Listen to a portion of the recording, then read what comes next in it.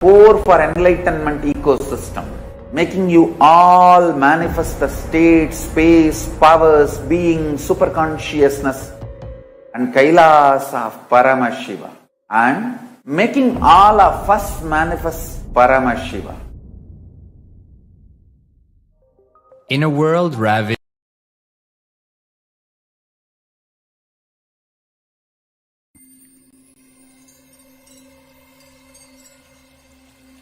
I welcome you all with my love and respect. Let you all open all your three eyes. Om Nithyananda Paramashivam.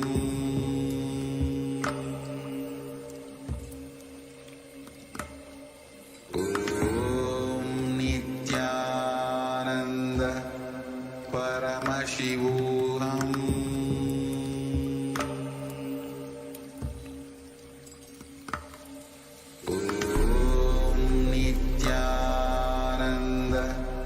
Paramashivam.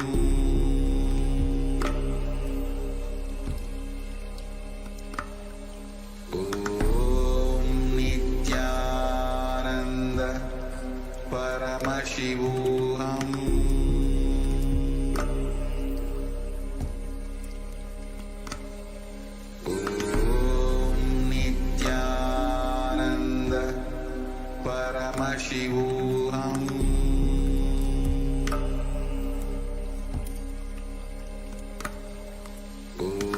Om Nithyananda Paramashivam.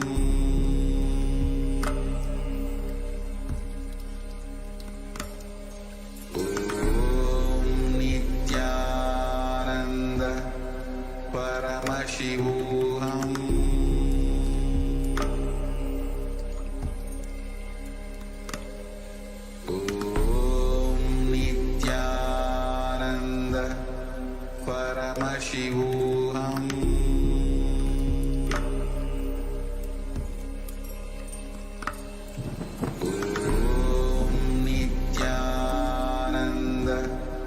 Paramashivam. Paramashivam.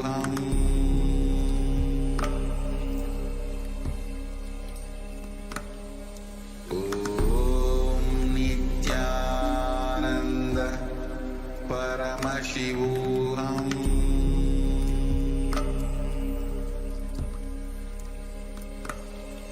Om Nithyananda Paramashivam. Yes, we're back. In the next segment of this program, we are going to be understanding about the time and space continuum. Previously, Swamiji had expanded upon the Kala Tattva. What is the Kala Tattva and what is time? Now, the Supreme Founder of Hinduism, Swamiji, is going to be expanding on the topic of time and space continuum. Like previously, it has all come back to the space of listening, come back to a space of deep restful awareness, move from the space of hearing to listening, so that all the truths being delivered by the Supreme Founder of Hinduism can be imbibed into our being, can become a part of our very cognition. And that can happen only in the space of listening. So please sit straight, your head, neck, and spine in a straight line. Close your eyes. And remember Swamiji in your third eye. Visualize Swamiji sitting there in your third eye as Paramashiva with the 25 heads and 50 hands. In this deep, restful space of awareness, let us now enter into the sattva.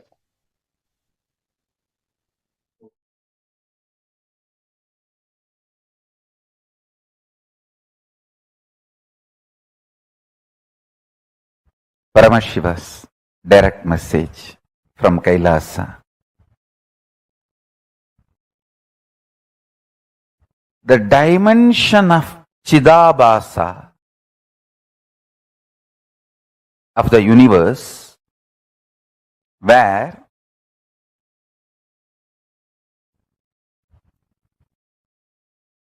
the activism of Chit and absolute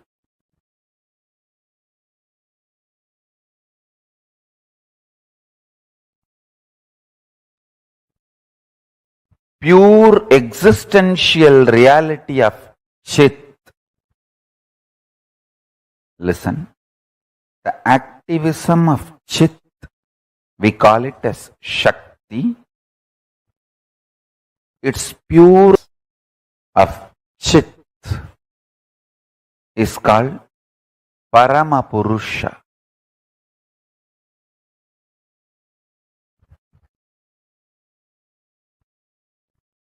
These two together, in its pure being space and intense doing space, both together, is the dimension of Chidabhasa.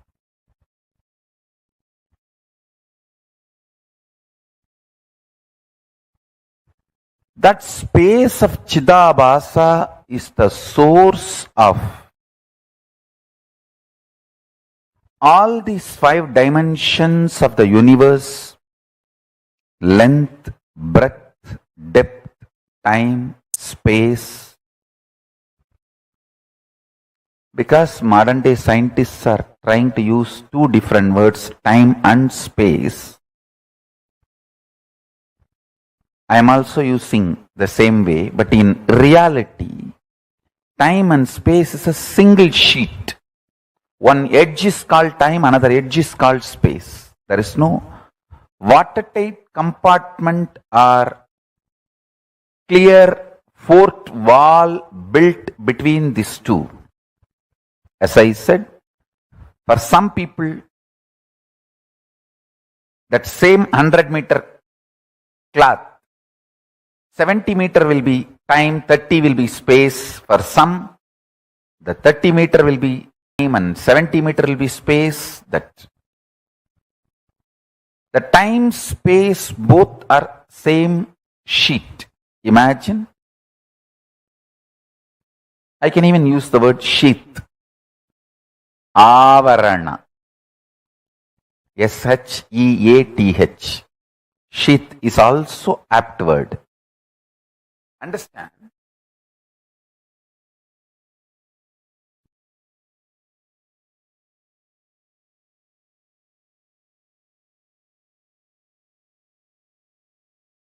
Whether you know it or not, realize it or not,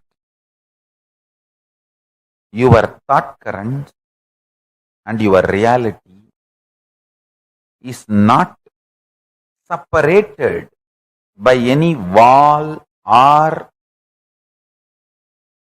any border. What you again and again persistently put in your space starts manifesting in your time. What you again and again and again practice in your time starts manifesting in your space. As I said, this time and space does not have a clear-cut border.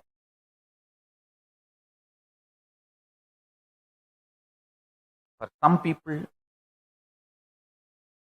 in this time-space continuum, in the time-space dimension, if it's 100-meter, consider it as a 100-meter long cloth. For some people, 70-meter is time and 30-meter is space. For some people, 30-meter is time, 70-meter is space. For some people, even only 2-meter is time and 98-meter is space. For some people, 98-meter is time and 2-meter is space.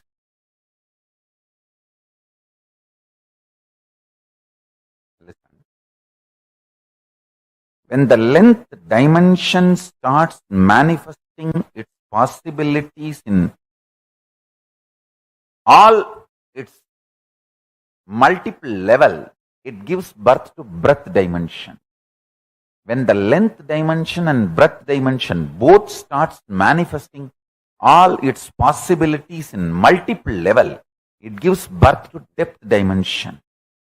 When the length dimension, depth dimension, breadth dimension, all three starts giving birth to all the infinite dimensions of them in multiple levels, in all possibilities, spontaneously and simultaneously, they give birth to the dimension called time.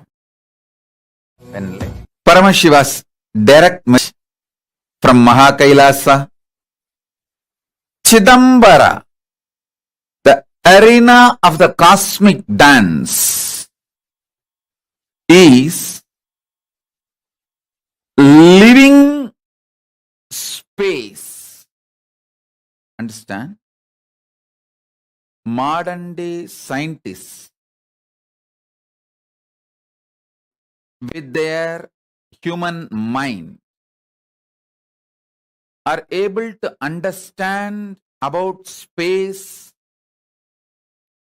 only now, too little and too late. Understand? They are trying to understand space. Modern day scientists are trying to understand space. What they understood till now, too little and too late. Thousands of years before, Hindus had a clear understanding about what is space. Space is living existence, living entity. I should say closer to consciousness. Space is very closer to consciousness. I'll give you some of the important, powerful cognitions about space. Just if you internalize this, you can use the power of space in your day-to-day life in a very practical way, simple and very practical way. Space is a living entity. It's not emptiness, it's not dead, it is living. Second, it is very close to consciousness. Third, the space you are carrying inside you, where the thoughts manifest, is directly connected to the space where this universe is established. Chidakasa, your conscious inner space, is directly connected to Mahakasa, where this universe is established. The space where this universe is established is directly connected to the space, your inner space where you are established. It means you have absolute ability to influence, inspire,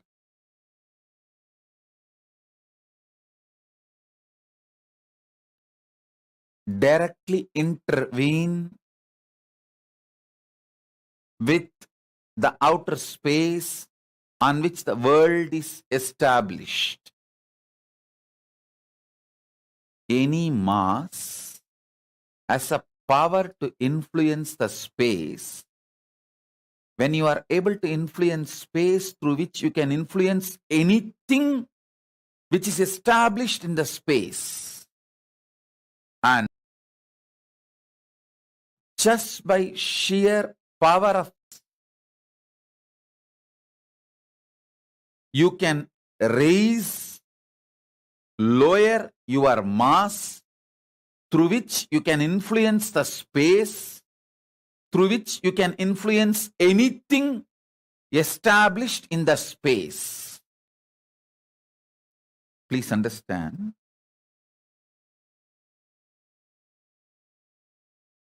When you meditate on cognize something very heavy, higher than your brain can grasp,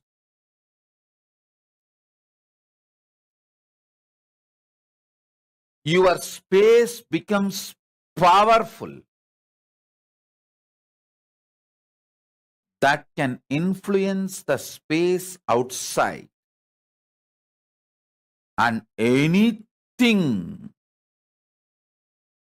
established in the space outside.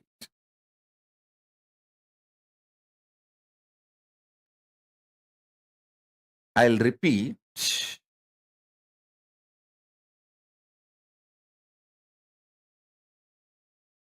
Very recently, modern day scientists are trying to understand how to influence the space, how space can be manipulated to make our lives more comfortable and better. But thousands and thousands of years ago, Hindus had clear knowledge. This time-space balancing itself and the speed of the light is constant, and the continuum of time-space balancing itself almost like eternal. All these are known to Hindus long before, thousands and thousands of years before. I'll add some more truths.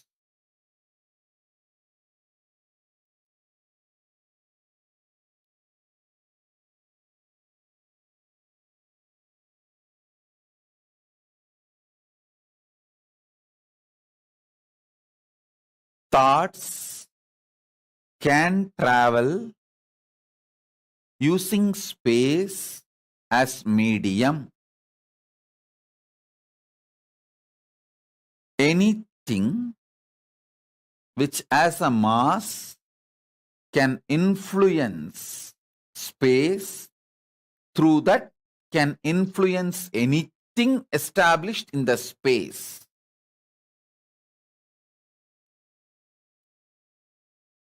Let me be more clear and straight.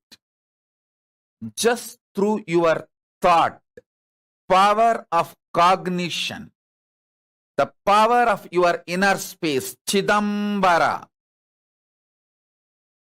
you can influence anything established in the space, whether sun or the moon or the universe or the Big Bang, anything established in the space can be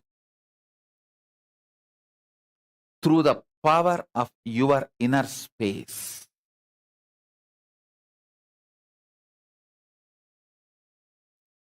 Contemplate on this.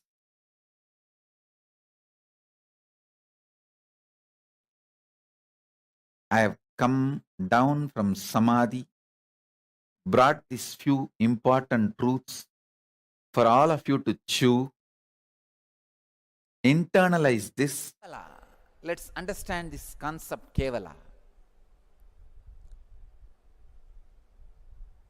Whenever you relate with the past connections, when you work with the past relationships,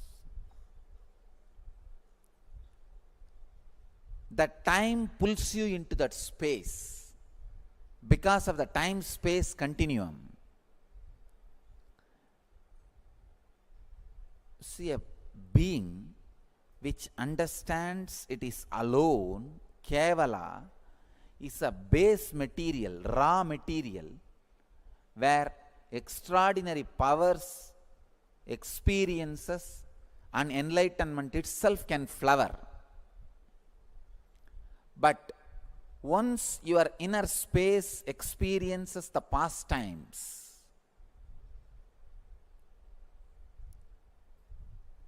naturally the time pulls you into the past space. Then for next 9 months, the possibility of enlightenment is postponed. The possibility of extraordinary experiences is postponed. Again, it takes 9 months for any human being to sink the idea, Kevala, I am alone.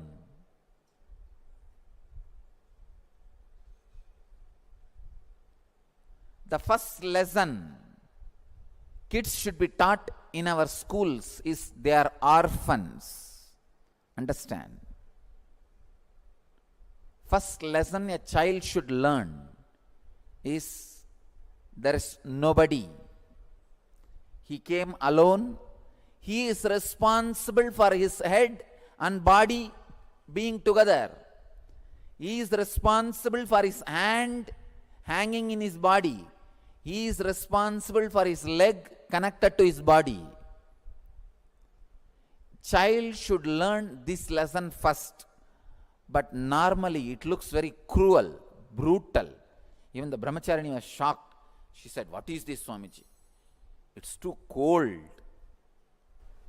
I said, life is cold. Don't try to make it hot. Don't say it is cold. Use right word. It's cool.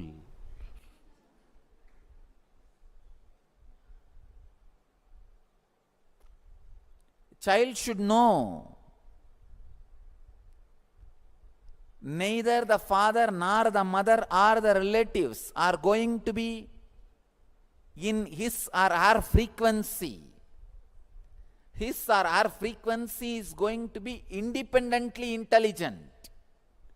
Please understand, it is not going to be the extension of the parent's intelligence.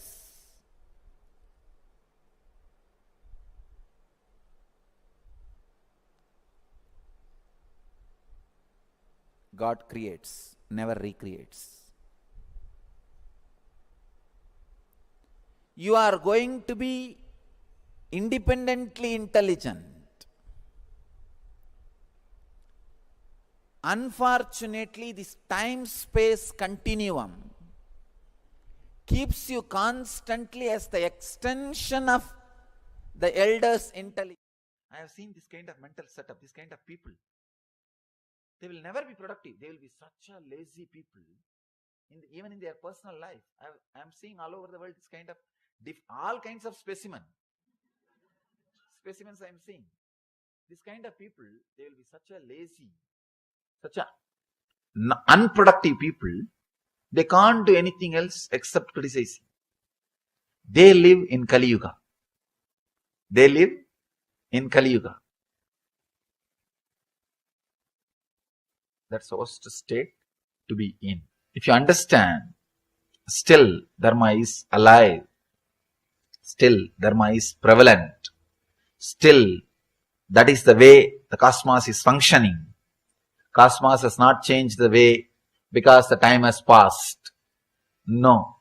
When you understand that, suddenly you will see your inner space will become Satya Yuga.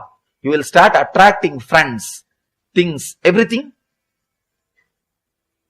of the same energy, same consciousness, same Satya Yuga space. The third technique, understand, first technique is Shakti to change whatever you can. Second is Buddhi to accept whatever you can't. Third, it's important thing, Yukti. Yukti means clarity. Clarity. How much you change or accept, this whole thing is a one more dream. Understand? The ultimate step in Vedanta, or I can say ultimate truth in a simple words. Whether you accept or change, how much you accept or how much you change, the whole thing is a changing dream. There is no scale. The whole thing is changing dream. Now I am putting the whole thing in one word. You don't need to struggle at all. This is I can say, ultimate truth. What we call Zen or Advaita. The ultimate truth. However you change, the whole thing is a constant changing dream. If you understand this truth, how much you change, the whole thing is constantly changing dream. Suddenly you will see you are unclutched. You have a tremendous relaxation inside you. People ask me, if everything is changing dream, then I can do whatever I want. Please understand. If you internalize the truth, everything is a changing dream, you will not be able to do whatever you want. You will do whatever cosmos wants you. You will not be able to do whatever you want. Because the moment you understand this truth, the tremendous inner healing will start happening. The struggle or the suffering will come to an end. One glimpse, whatever is happening is a changing dream. It is constantly changing. Your ideas are changing. Your ideas about changing is changing. Your ideas about transformation is changing. Your ideas about problem is changing. The whole thing changes.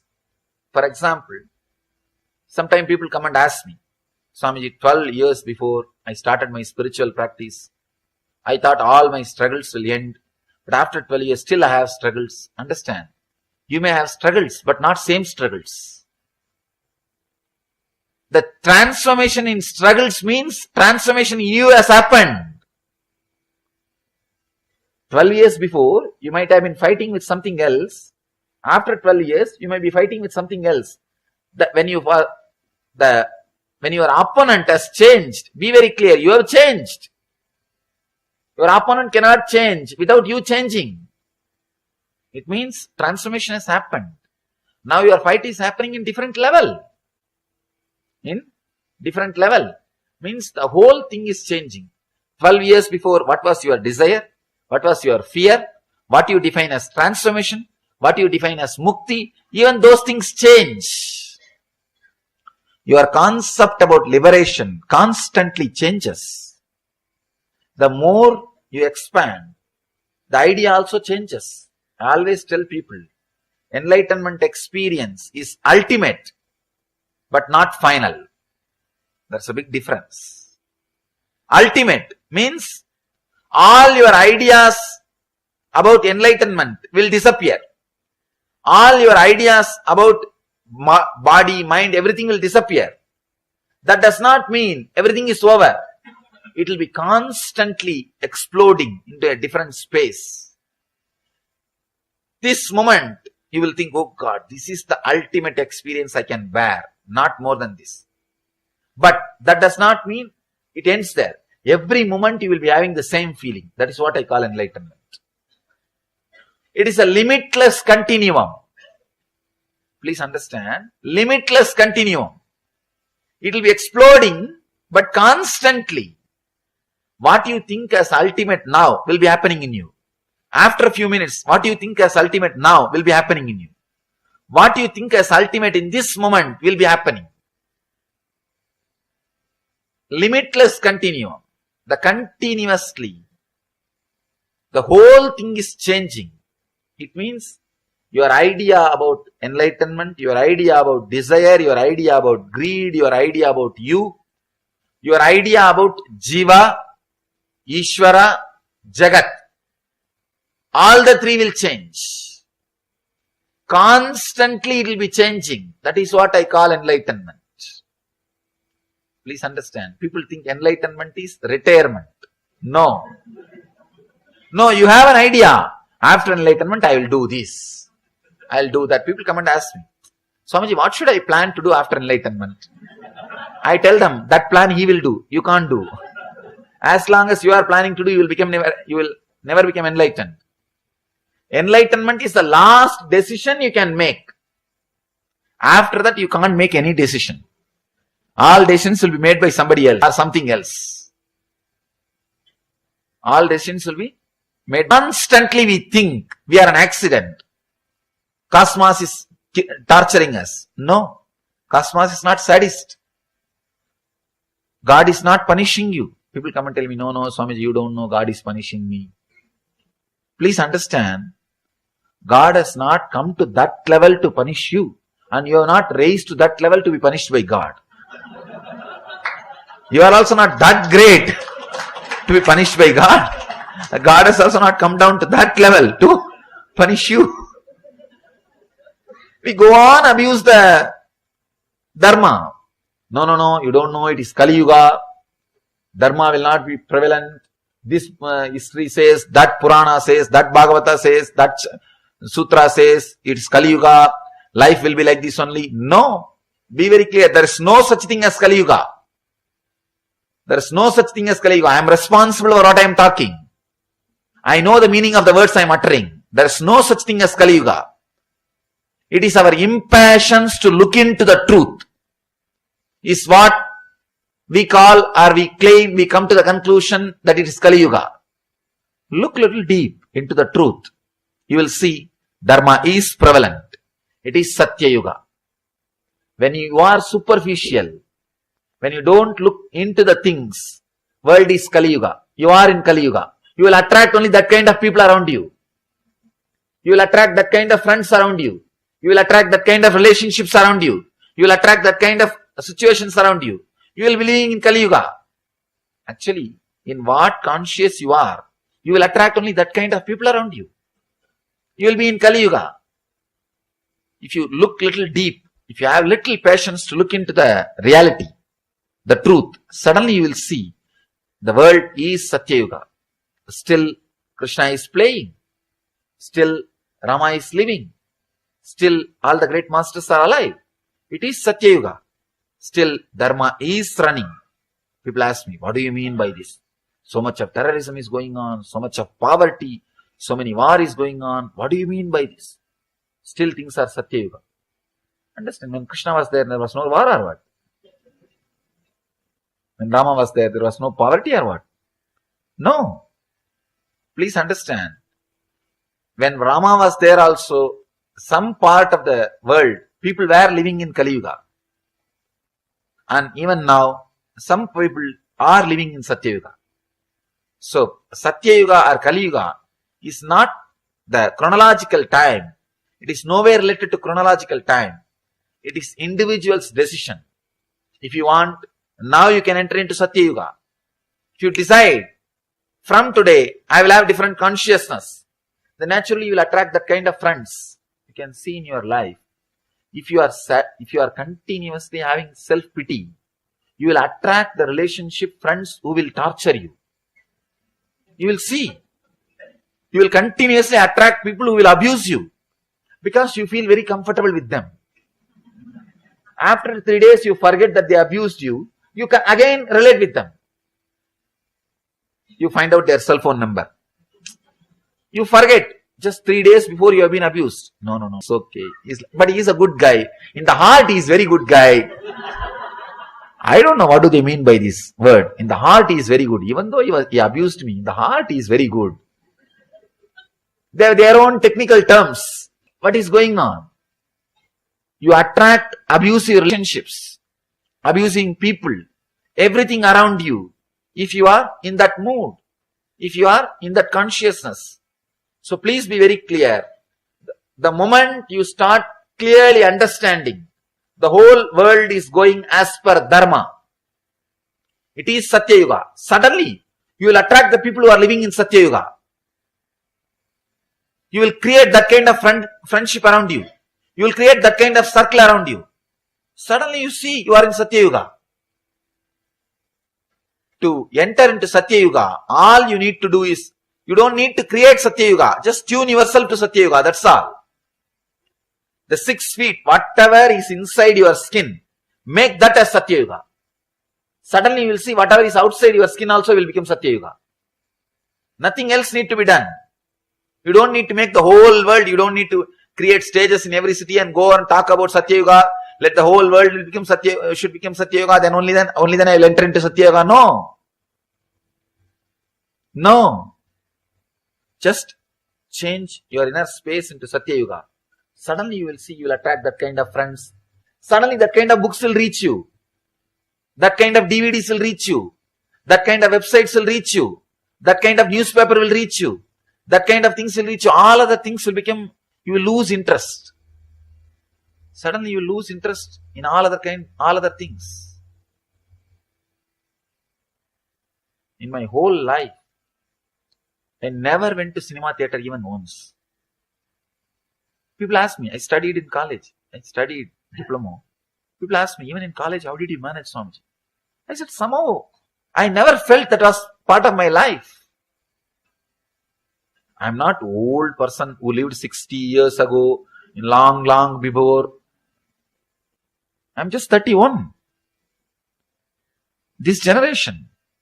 But that was never part of my life. People ask me, it is impossible. Without being influenced by cinema and TV, how can somebody be alive? I said, somehow, this is the way I am. They say, no, you are extraordinary, you are enlightened. Please understand, when you decorate the deity on your own, your intensity's ability to be continuity. Intensity is excitement in your inner space. Continuity is ability to keep that excitement as visualization till it becomes a reality. Please understand, these are some of the ultimate cosmic principles.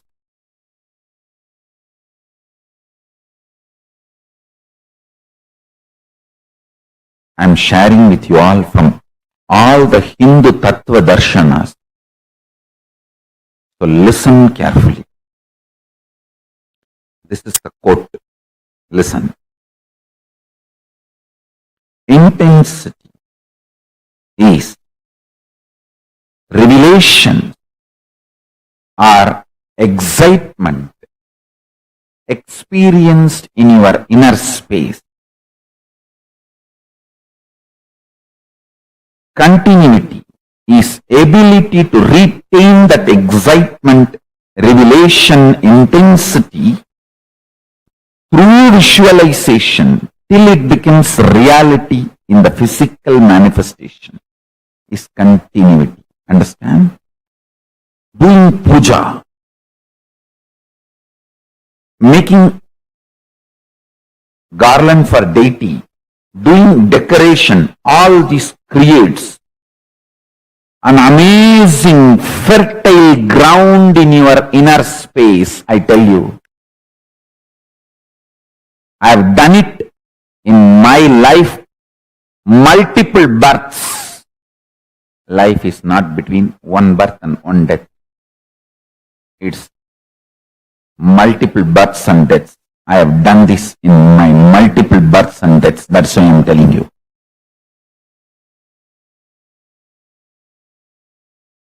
Intense excitement,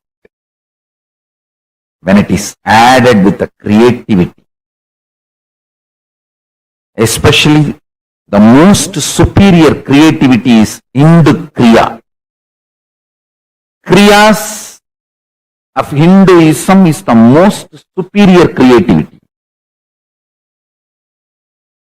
See my Gurukul kids, just by decorating deities they manifest powers. Because intensity of the inner world starts manifesting as continuity of the outer world. Listen.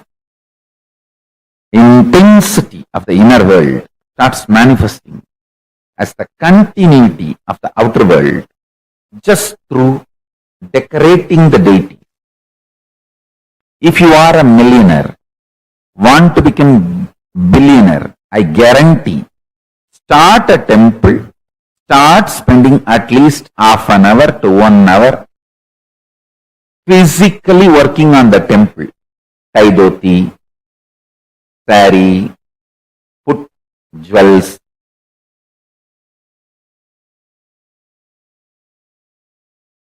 Enjoy the creativity. Please understand, one of the greatest poverty the modern day man is facing is inability to retain a visualization continuously even for few minutes. Extreme mental breakdown. Don't try to tell me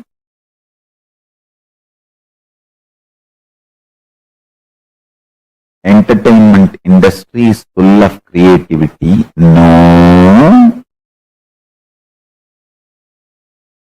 Entertainment industry is full of copying,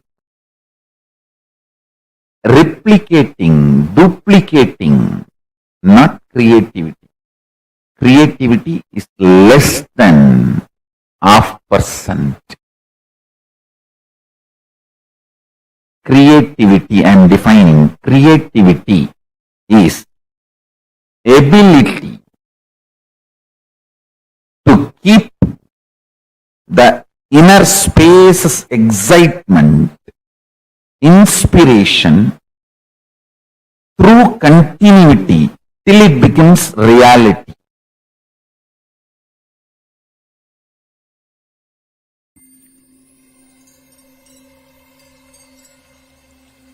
I welcome you all with my love and respect. Let you all open all your three eyes. Om Nithyananda Paramashivam.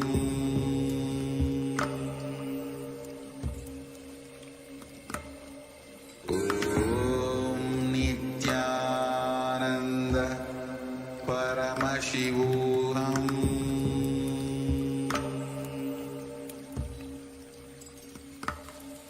Paramashivam. Om Nithyananda Paramashivam.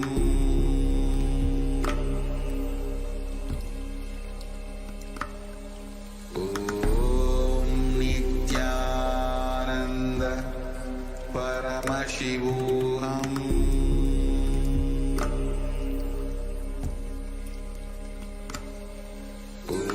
Om Nithyananda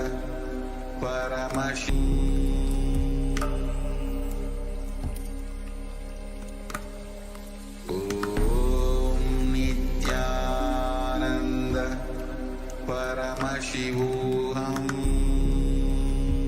Om Nithyananda Paramashivam.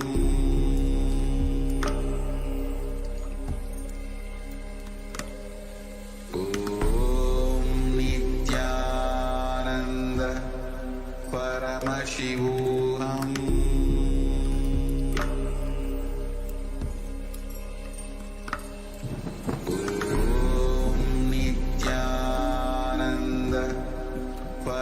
Paramashivam.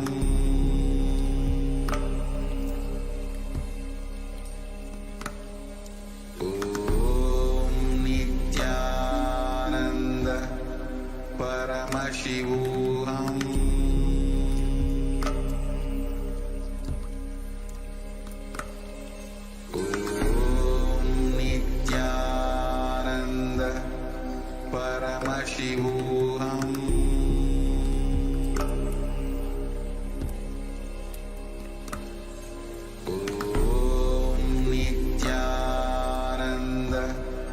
Paramashivam.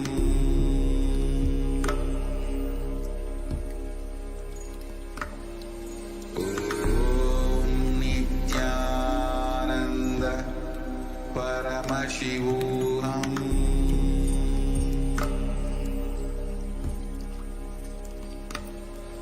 Om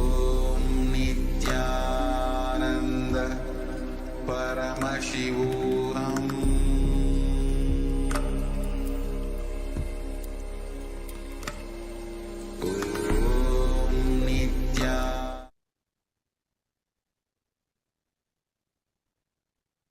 Hello everyone, we're back beautifully in this previous set of satsangs. The Supreme Pontiff of Hinduism explained about the time-space continuum and more on how the video we saw, the first video we saw about Kala Tattva, the Supreme Pontiff of Hinduism expands on the concept of time. In this series, the Supreme Pontiff of Hinduism expanded more on the concept of space and the time-space continuum. The Supreme Pontiff of Hinduism, Swamiji, expanded that while the Puranas, the Sutras, and there are so many scriptural references which claim that we are in Kali Yuga right now, it is we who decide what yuga, what time, what space we live in. It is our inner space. What space we are living in our inner space that decides what yuga we are living in, what time we are living in. If we decide to be in Satyuga, if we ourselves are in Satyuga and align everything within our body frame to be in the Satyuga, then our external world will reflect and change and become Satyuga. We start attracting people who are also living in Satyuga.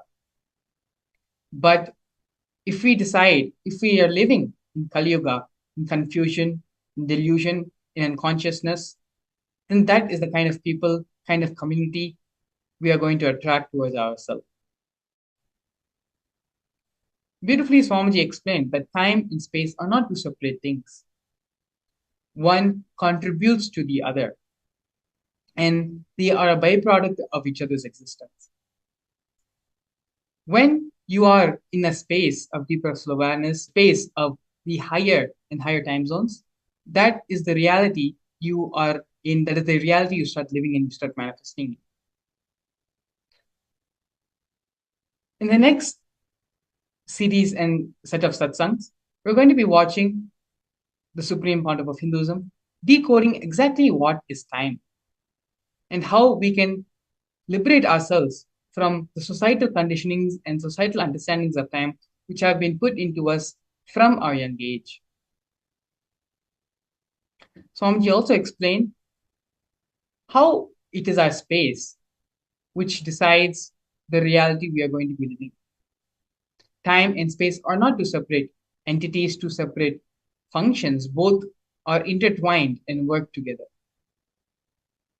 So now, let us enter into the next series, next segment of today's program, which is understanding and decoding.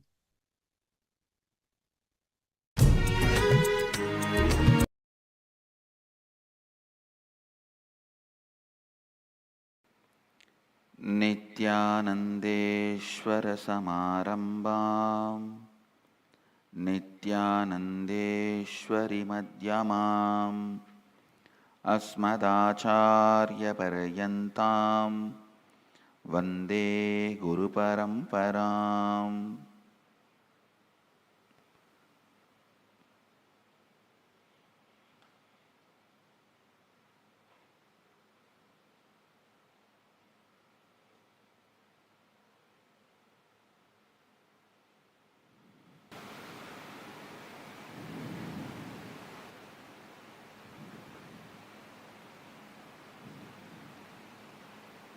I welcome all of you with my love and respects.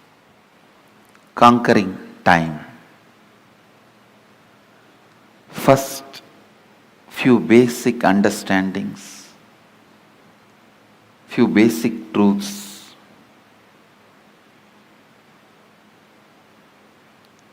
Please understand,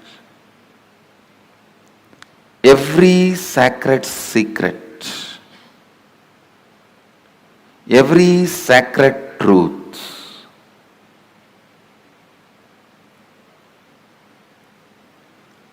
I am uttering, every word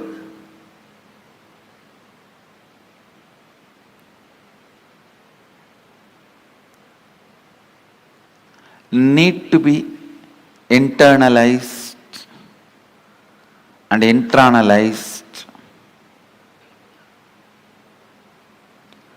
Do not sit with the intellectual tiredness. Usually people have this pattern. Tell us finally what we should do.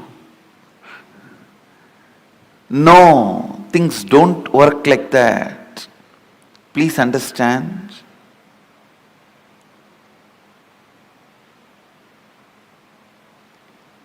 Every word I am uttering matters.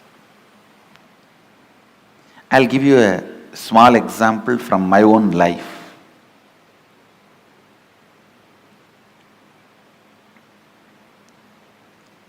One of my guru, Annamalai Swamigal, in course of conversation he told me that we are not the body, we are beyond pain and suffering. When I was sitting alone and contemplating about it, we are not the body, we are beyond pain and suffering. What does he mean by it? I actually experimented. I took a knife and cut my thigh to see whether we have pain or not. Of course, I had pain and I was taken to hospital and stitches were done and all that has happened. But I could not think what my guru uttered is lie. I was continuously contemplating. I had a yoga guru. He was also a Paramahamsa. One day he explained, he usually comes to the house where I was born and brought up. He will come home early morning, 4 o'clock, and drag me out of the bed and take me to the temple and teach yoga. I was a kid. Sometimes the moment I am out of bed, he will make me drink coffee so that I will not go back to bed. One day he was telling, see, before coffee how you feel that you want to lie down and nothing other than sleep matters. Just a cup of coffee, you are ready to listen to me, and suddenly I became more important, yoga becomes more important. All the ideas that you should do yoga makes more sense. Without a cup of coffee, all the ideas you should sleep makes more sense. Just with a cup of coffee, all the ideas you should do yoga and take care of your health, build your body so you can get enlightened. All these ideas make sense. He made a very important statement which I want to translate in English for all of you. He said, the physiological, psychological, neurological effect on you is not you. Please understand. One guru made a statement, you are not the body. The other guru made a statement, the physiological, psychological, neurological effects happening on you is not you. How many of you click with that second statement? Actually, both statements finally mean the same, but the second statement suddenly made so much sense to me. Yes. Please understand. Because I could see my seeking is not just equivalent to a cup of coffee. But a cup of coffee can make such big impact. It can just drive away the sleep. make the whole yoga happen in me with enthusiasm, excitement. So when I was analyzing,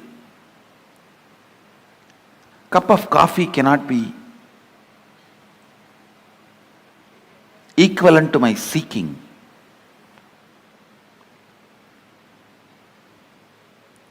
Me.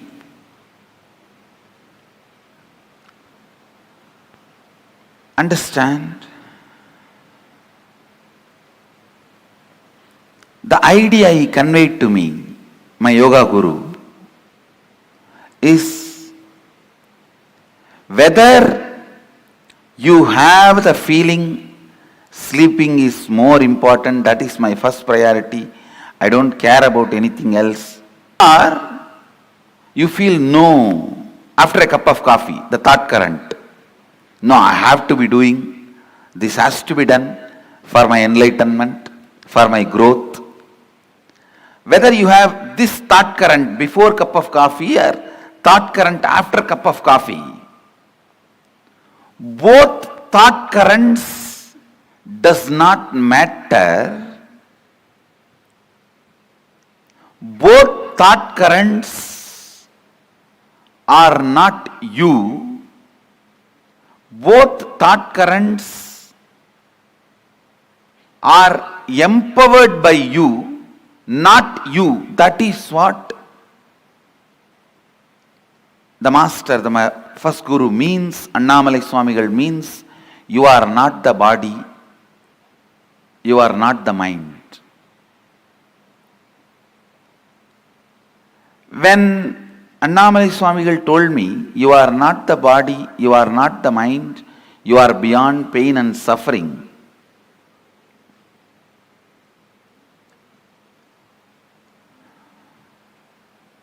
the statement did not make sense for me. But when my yoga guru explained,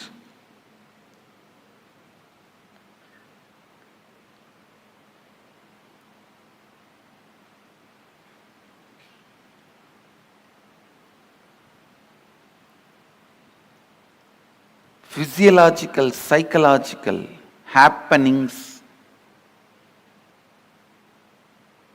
are not you, it really made sense. Understand? Throughout this program, every statement I make is going to direct work on your inner space, which is required for me to transmit this experience to you. Actually, when I had the click, oh, psychological, physiological, neurological effects happening on me is not me, I tell you. From the next day, I didn't need coffee to wake me up. The understanding, physiological, psychological effects happening on me is not me, liberated me.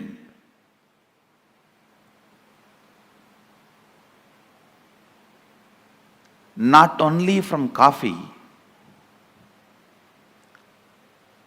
after that, never ever I understand something called low mood or depression or not feeling well or stressed. I tell you, all these words are really strange. Still I am not able to comprehend those words. When people come and tell me, I really feel bad for them, but I feel, oh God, I am not able to grasp what they mean by this word. All those words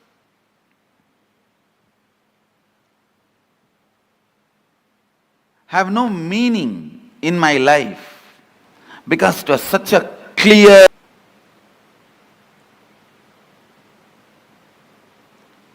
Now sit. to grasp those understandings.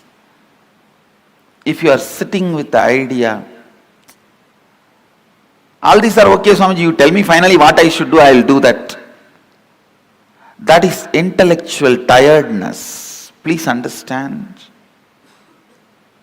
Egg, if it is broken from outside by force, a life ends.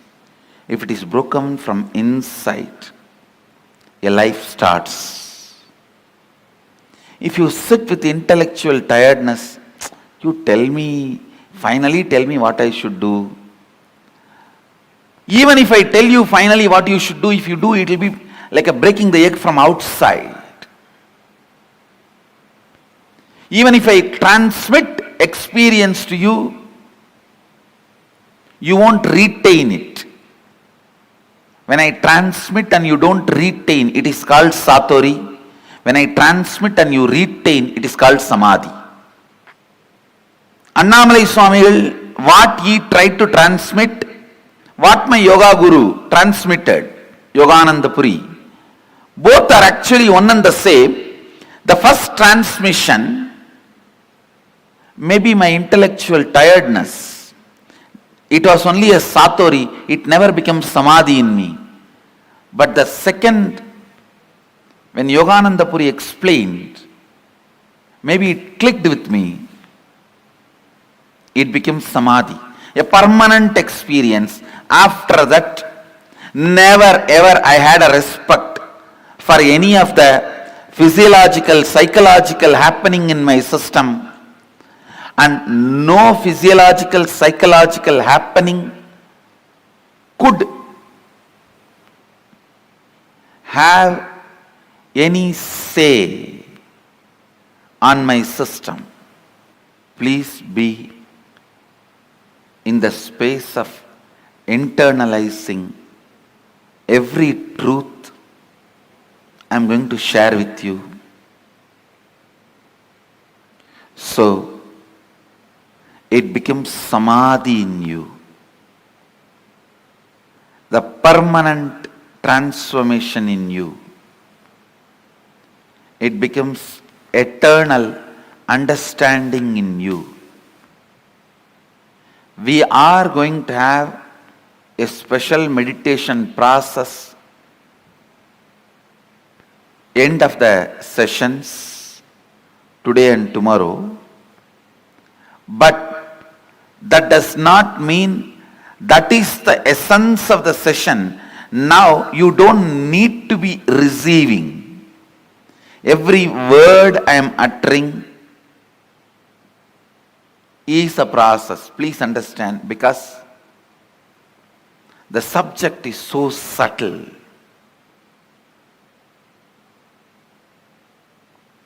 Subject is so subtle.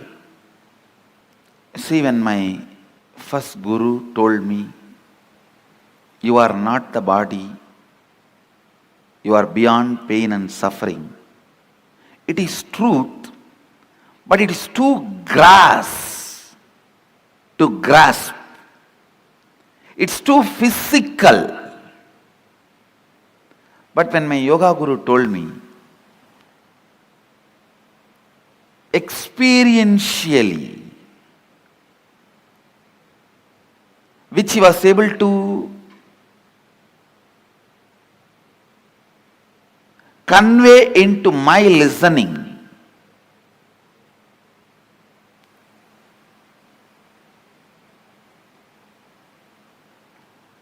the psychological, physiological, neurological effects are happenings in you is not you.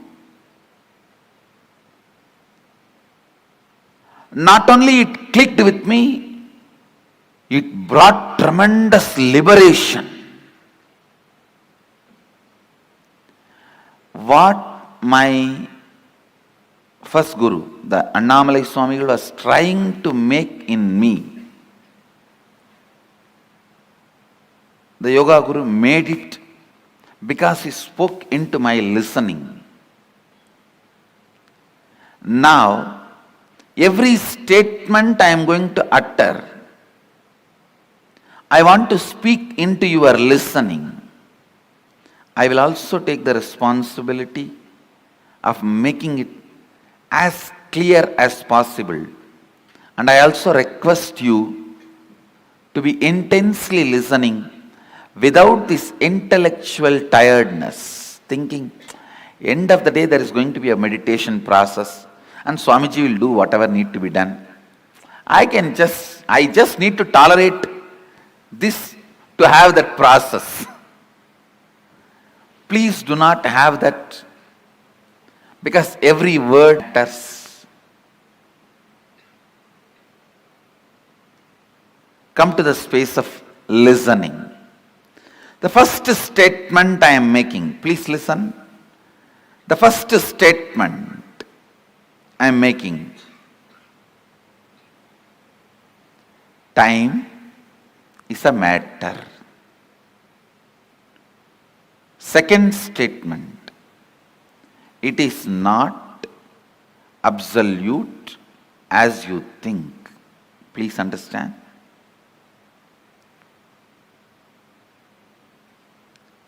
Now I will make these statements into your experience.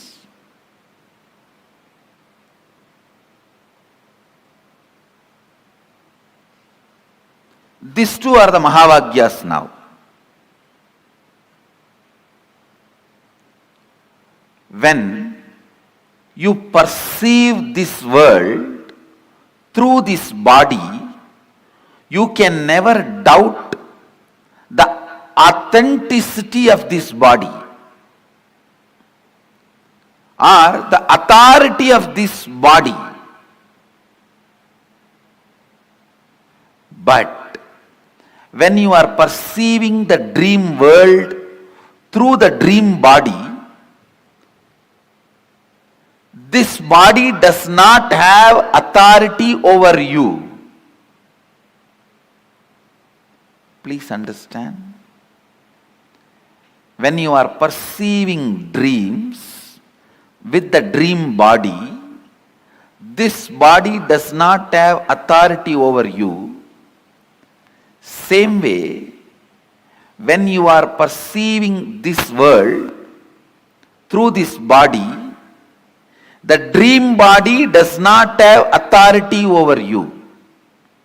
When you understand there is a body which has authority over you at some time, does not have authority over you in some other time, you can understand this body also has authority over you sometime, does not have a right over you in some other time. Listen. As long as you perceive this world through this body,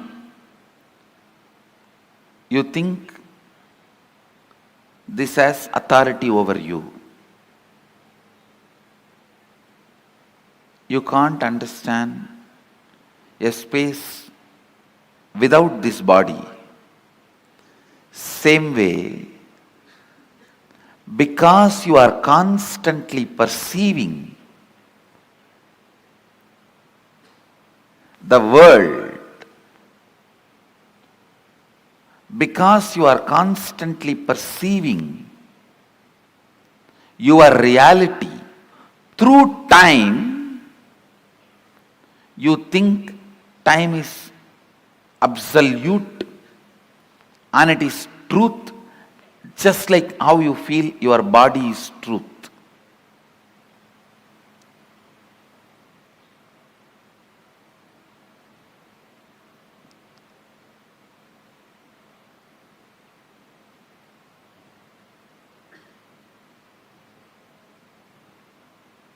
Listen. I'll repeat the essence.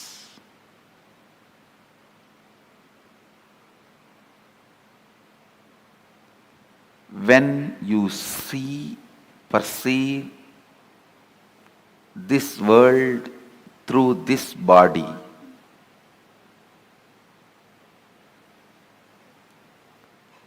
you take this body as authority. Sometimes you question this reality, but not this body. When you are so busy in doing business with currency, you forget to question the authority of the currency. That itself is a myth.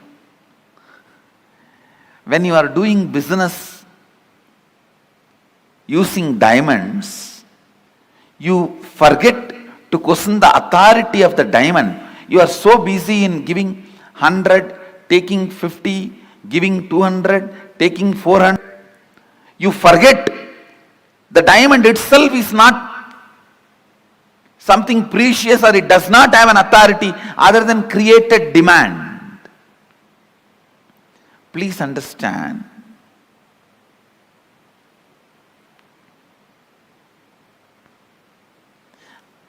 I am not questioning, I am not saying don't do business.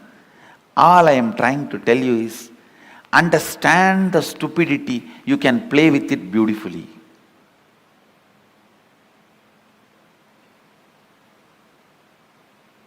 The moment I understood,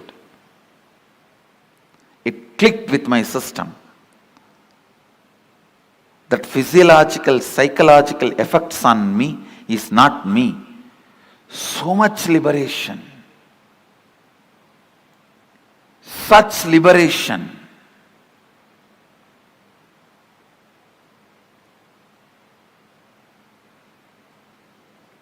Such a beautiful space.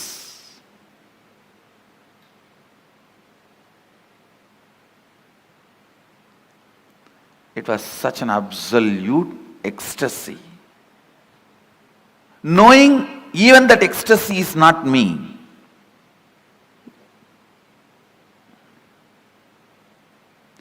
When you know even the joy happening in you is not you, the joy stays with you permanently. All joys disappear the moment you try to grab them.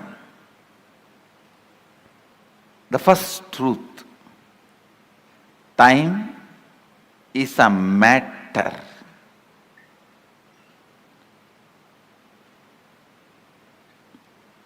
And it does not matter. Time is a matter and it does not matter.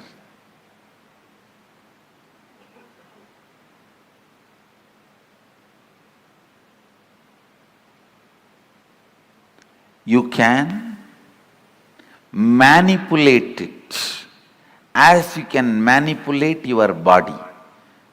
Understand? You can make your body big or small with certain practices, diet control. You can manipulate it. You can play with it. Same way, you can play with time. You can play with time. How? We will see next. But some of the basic truths, you can play with it.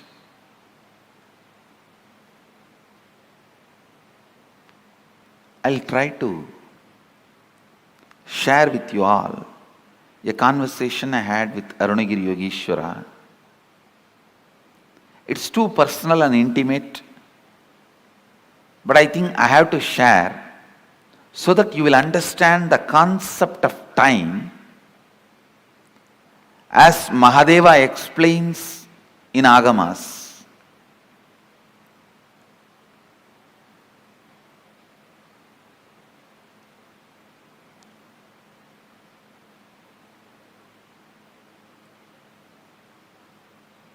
One day I was sitting and talking to him. I was just so much in love, awed by his presence. It will always be for spending time I will be talking. There is nothing serious about what I am talking to him. That is why how much ever I try, I am not able to recount or recall everything I heard from him. Very less only I am able to recall, because all the time I was only odd and just I want to spend time with him. That was the purpose. So talking is only secondary. I was talking so that he will not get up and go. To make him sit, I have to talk. Listen carefully. The conversation was about time and space. He was trying to explain time and space to me. It is time you understand it, so that it becomes just part of you. You also need to know the value of one single truth hitting you properly. Please understand, it was just one single truth. My understanding about, just a cup of coffee, only that much is the gap between me and my seeking. It was such revelation. The laziness and powerlessness and the powerfulness I felt after a cup of coffee, I understood very clearly, both are not me. I am something beyond this too. Just that one understanding liberated me forever from all the physiological and psychological ups and downs. Never ever I had any respect for the physiological, psychological ups and downs in my system. And you don't know what great liberation it can be. So please understand. Now, even understandings can liberate you from patterns you are having, and with understanding, if I lead you into the process, the experience I transmit will become Samadhi in you, means permanent. Without you understanding or without you developing the right context, also I can put you in experience. That will be by force, it will only be Satori, you won't be able to retain that. So allow me to work on you, because even I am feeling, I am explaining something very subtle. It's almost like I am not playing with Saraswati, I am playing with Saraswati's Veena.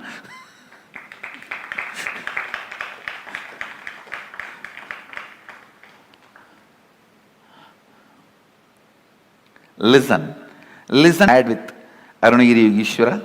This is going to give you a very important click understanding about time. The discussion was about time and space. I was asking him,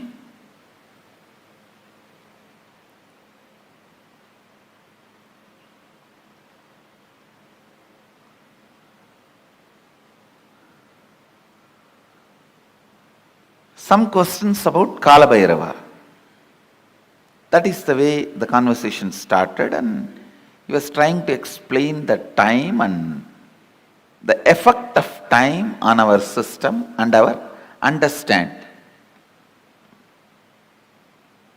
Naturally, I could not grasp everything immediately. So the conversation boiled down to, he was trying to explain to me, time is just your mental perception. It can be imploded or exploded. Listen, it can be imploded or exploded as you want. So naturally it was too much for me. Then he touched something in my very personal life and explained. Of course, it is a very intimate conversation, but I'll share it with you all because it will do good to all of you. I had the problem of bedwetting as a child. So, when I was talking to him, it was around maybe I was 11. At that time, I used to have that problem of bedwetting. He just picked up my hand with a lot of care. He was trying to guide me, asking, when you have a bedwetting, what goes on in your dream state and deep sleep state? I slowly described, I contemplated and described. I used to feel first my bladder is full. Then I'll feel in the dream that I am in a restroom and I should relieve myself. And then in next few minutes, I'll only feel my bed is wet. I explained the step by step. He said, exactly, this is time. Please listen. It was such powerful click for me. I'll tell you exactly what he said. He said, how the moment your bladder is full,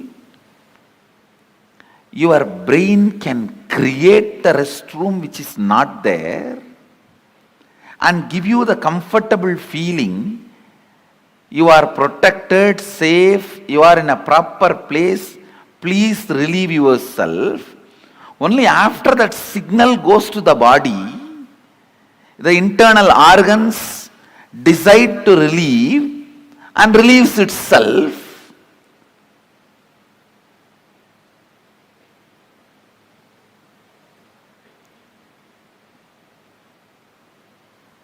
The pressure inside you to perceive something, to have some experience, creates the concept of time and gives you various experiences.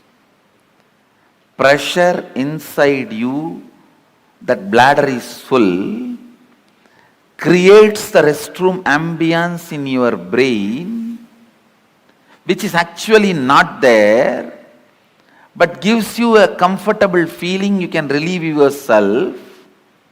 Same way, desire to have certain experiences, that pressure inside you creates time which is not there and gives you various experiences. I'll try to convey much deeper the same truth further. Now you understand this much. The whole idea of time is your will and decision. 100 example. when you are sitting with somebody whom you like or doing something which you like, your passion. You don't know how the time passes. Time gives you a different experience about you, about life, about world. But when you are sitting with somebody whom you don't like, or when you are doing something about which you are forced, time gives you different experience about yourself, world and life. This one small example I have seen in my own life. Morning 5 o'clock, early morning 5 o'clock to night 11 o'clock, I'll be sitting with Arunagiri Yogeshwara. I don't know how the sun rises and sun sets, but at night, few hours when I need to be in the house, away from him, I'll move the clock 10 times, thinking that it is not moving, stopped.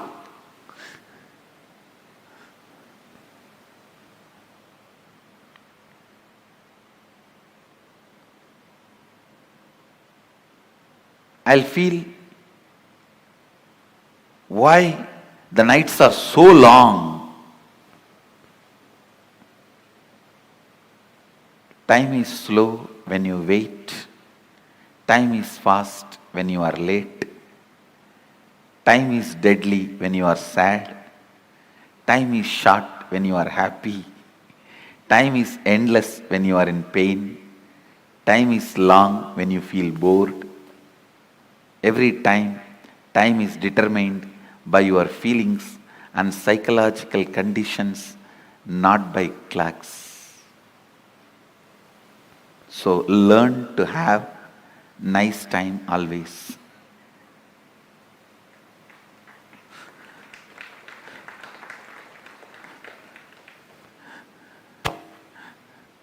Whatever now I am sharing, most of you may know that ideas, nothing new. But I am trying to set the context so that I can lead you into the deeper understanding, especially the experience to make these understandings permanent.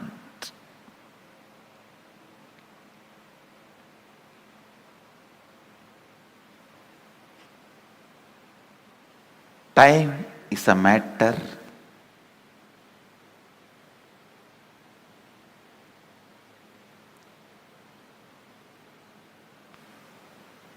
it does not matter.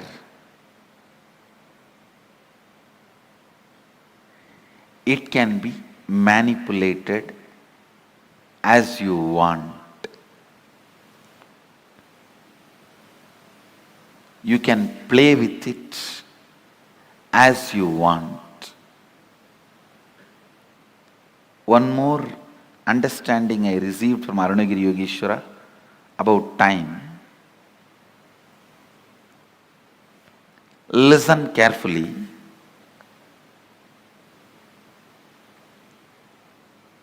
The whole life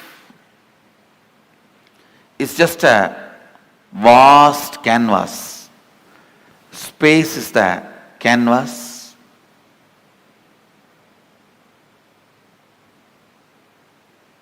Imagine 200-mile length canvas on which lot of paintings are there.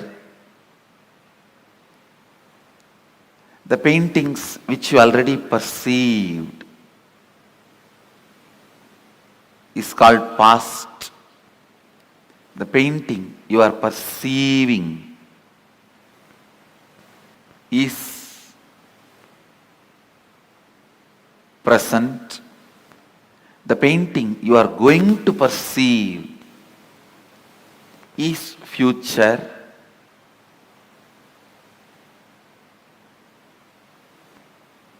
But the truth is all three exists. All three exist.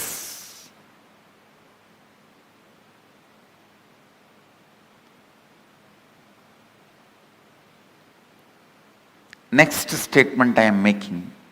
Please listen. First statement I am making.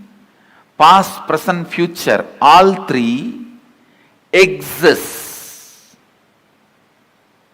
And the next statement I am making, you can alter all the three.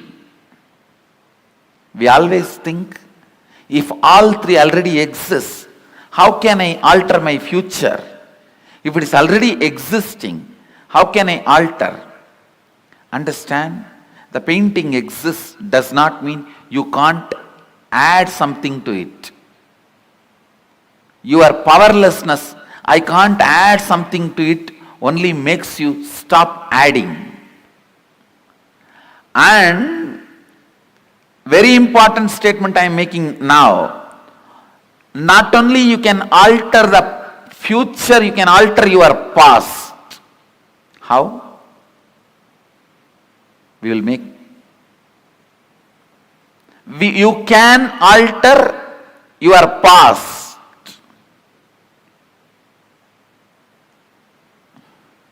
You may think, this is too much. How? We will see after the meal break. I'll give you clear experiential understanding about these 4-5 statements I made. During this meal break, go on, chew these statements along with your food. 1, time is a matter, it does not matter. 2, your psychological ups and downs, physiological ups and downs are not you. Next, your past, present, future exists now. Next, it exists now does not mean you are bound by it. You can alter not only your future, even your past. Let's gather for next session. Thank you. Be blissful.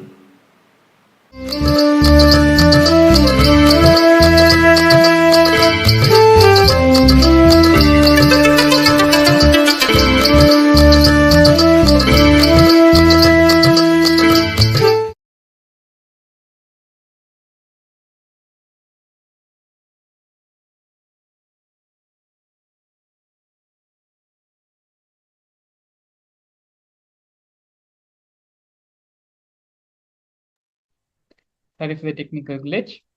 Beautifully in this webinar, the Supreme Pontiff of Hinduism explained the science of time and exactly what is time. Swamiji gave a beautiful example. For our whole life, our whole reality is just a long canvas. Time is a painting, is a drawing which is happening on the canvas. Everything which we are perceiving, all our experiences, everything which we are seeing, what we claim as the reality which is happening around us, all of it is nothing but time, nothing but matter, which is created by us, can also be destroyed by us, and can be manipulated and transformed into any other form of matter, into any way we want it to be. Beautifully, the Supreme Pontiff of Hinduism also gave multiple examples from his own life and the direct truths and revelations and teachings Swamiji himself received from about time. Time is a subjective reality. It does not exist as objective for everyone. When we are happy, time is short.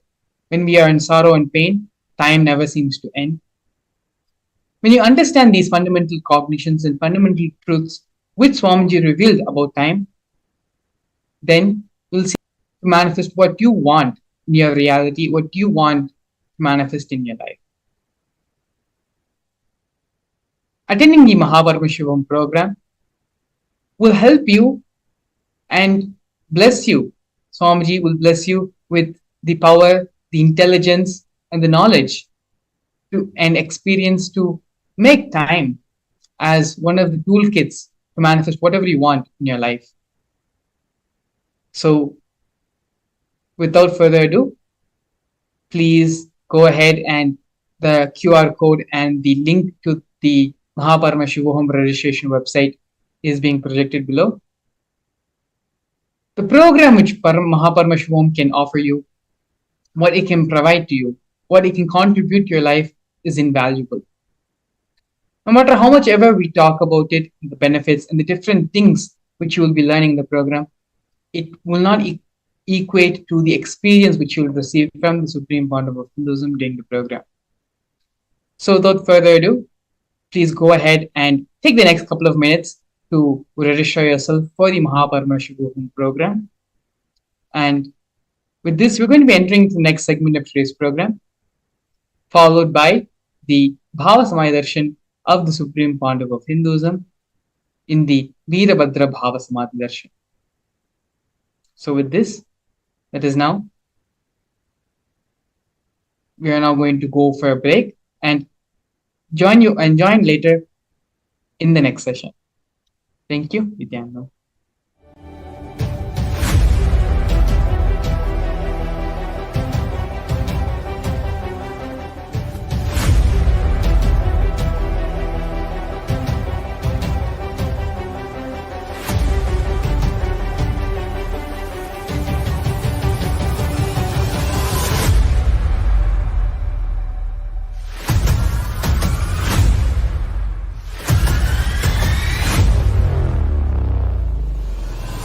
Whatever I shared till now, condensing the whole thing and reviving it as experience, starting from completion, unclutching, power manifestation, the states of consciousness and the planes, multiple planes, everything.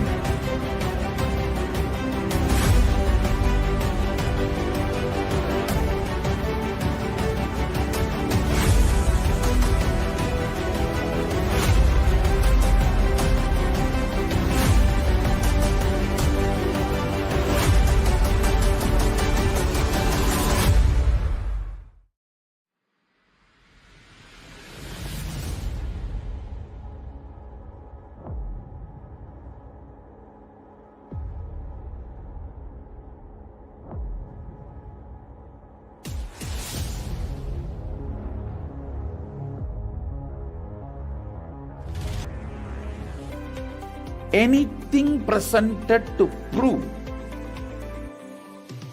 you are not Paramashiva is illegitimate. Decide this. This is super determinism. Understand? Anything you declare as illegitimate will lose power over you, will die in few days, few minutes, maybe in few weeks, whatever few days it takes. It will not have power over you. Understand, this is the method for sudden enlightenment. This is the method for sudden enlightenment. It happens by the Shaktipada. Here Paramashiva is sitting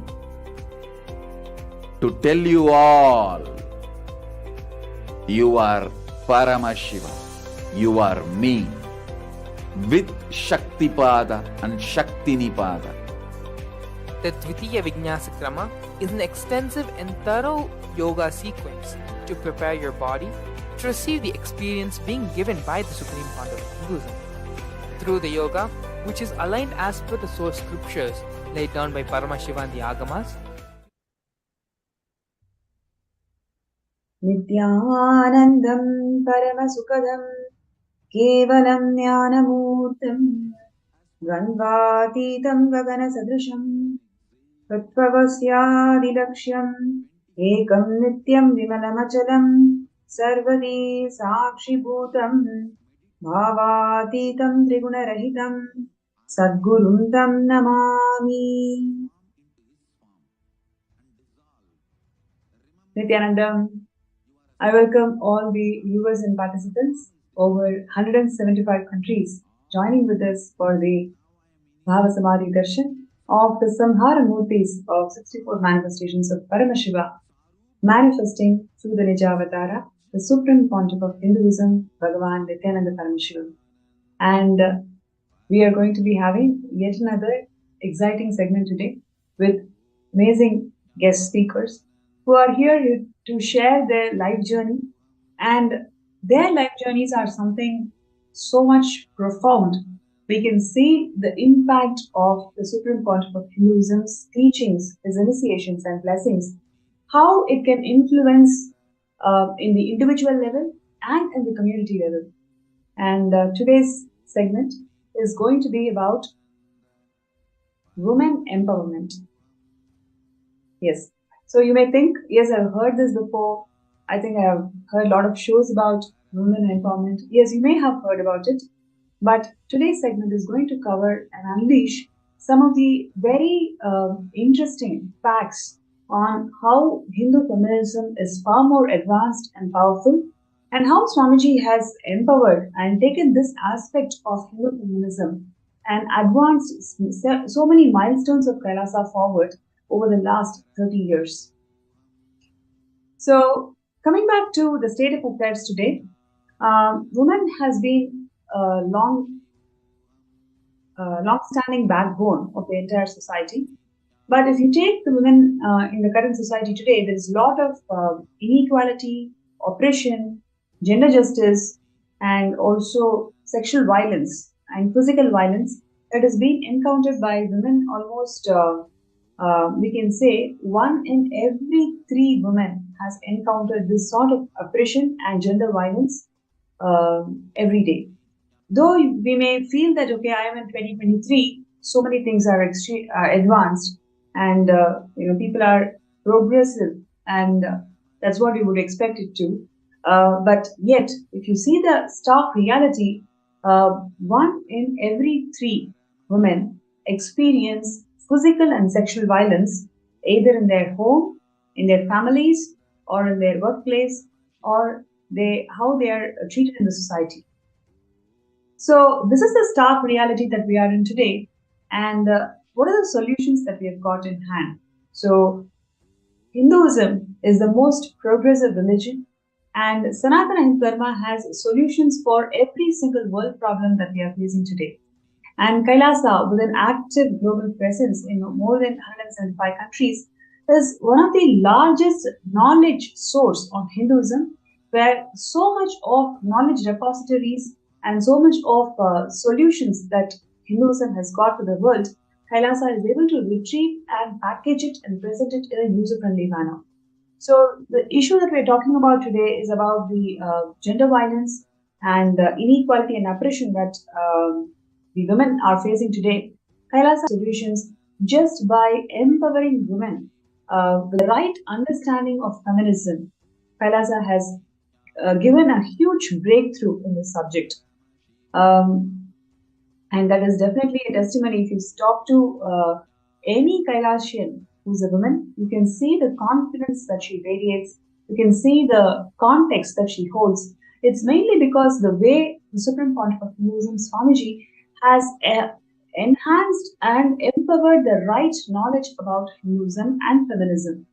If you take today's feminism, most of it is all about competing with the other gender. It is never complementary, or it is never making femininity as something unique and something contributing and something extremely advanced, just with the power of femininity in each of us, whether it is a man or a female. Everybody has got that component of feminine consciousness. With the completion of that feminine consciousness, man attains his highest possibility. Giving that right perspective of what is femininity and how it is unique, and how by awakening this component in each of us, it can lead to ultimate enlightenment. This perspective is definitely not there. It's definitely not taught in today's feminism. And that is exactly how Swamiji has enabled and empowered all the women in Kailasa and the Hindu women today to attain their peak possibilities in life.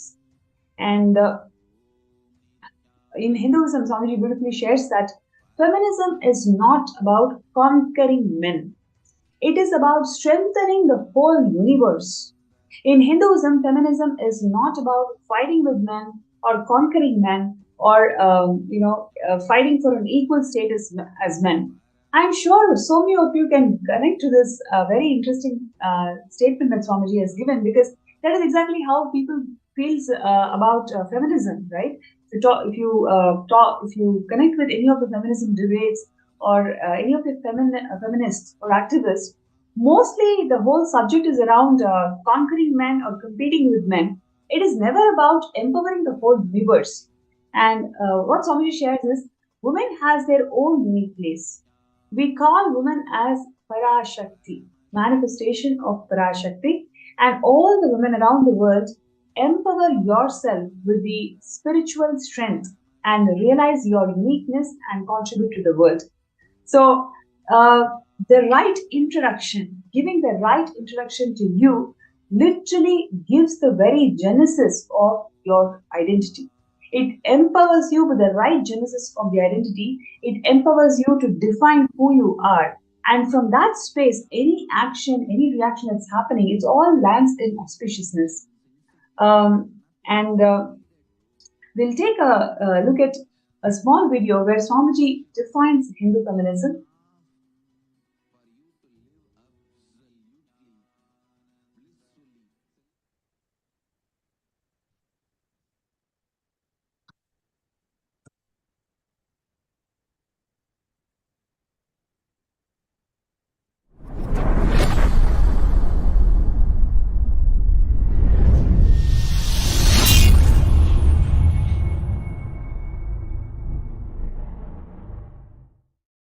Today is also the International Women's Day. United Nations has given a theme for 2021 International Women's Day, Women in Leadership, Achievable Future in COVID-19 World. My message on this International Women's Day, understand, Hindu tradition empowers women. In Hinduism, feminism is not conquering men, it is strengthening the whole universe. In Hinduism, feminism is not all about fighting with men or conquering men or not even equivalent to men. Women have their own unique place. We call women as Shakti.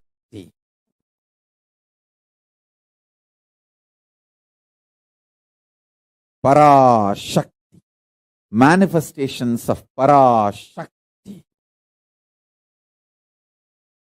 Understand?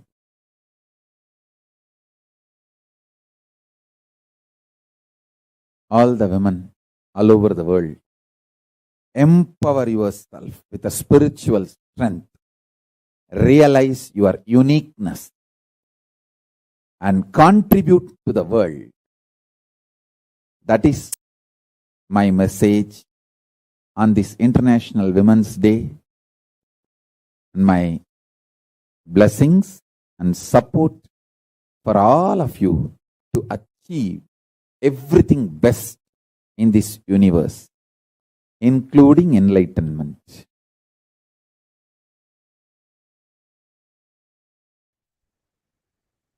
Great. You can see the way Swamiji has defined Hindu feminism. I'm sure just hearing to those words, it is simply energizing us with life positivity, and it really feels that a world can literally live this truth and end all the crimes against women. Please imagine, one in every third woman is experiencing sexual violence. It is something so terrible. And today we have speakers across the globe and who are here to share their first-hand experience of all of these crimes against women, but able to evolve herself into leadership positions today, and how she's able to empower and enrich the society today.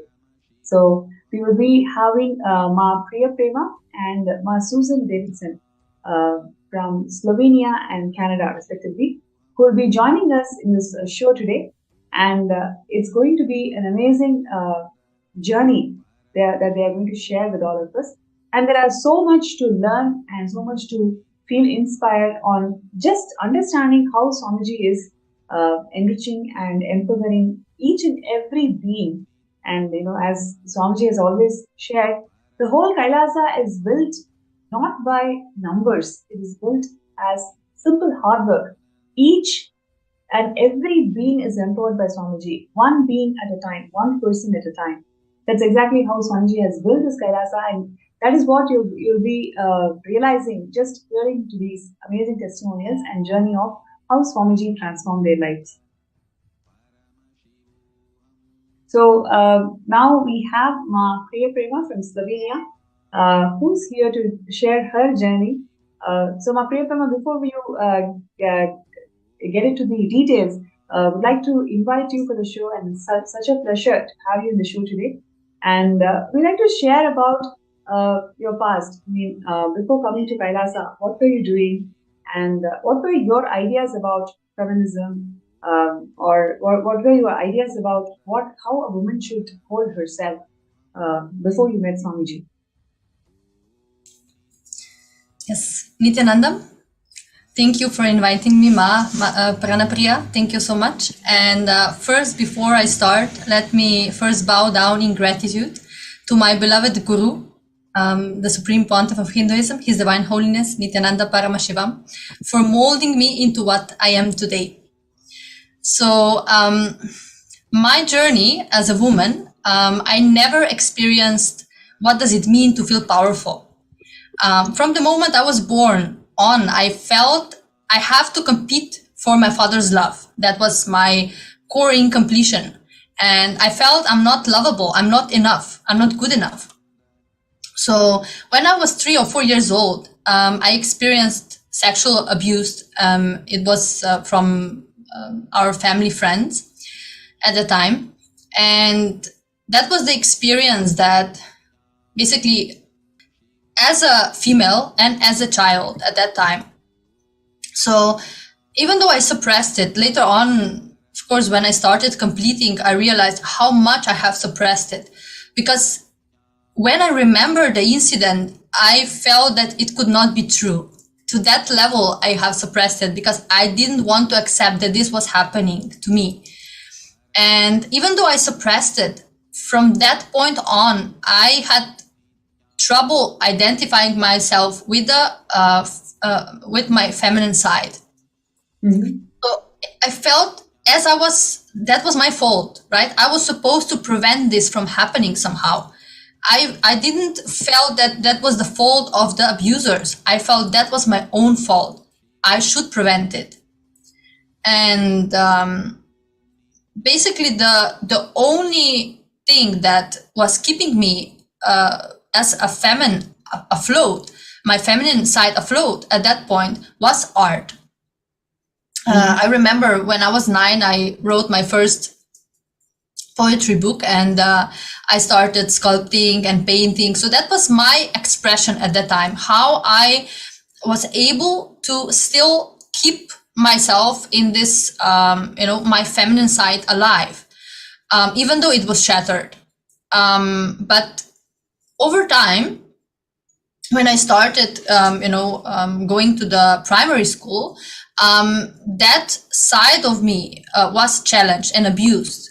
I experienced a lot of bullying at school, and I realized at that point that I have to pretend to not be what I am. I have to be something else in order to cater to the needs of the society. I'm not accepted as I am. So, if I am emotional, when I expressed my emotions, I'm not accepted. If I express myself as emotional, when I write poetry, if I express myself in that way, I'm not accepted. I'm being bullied for that.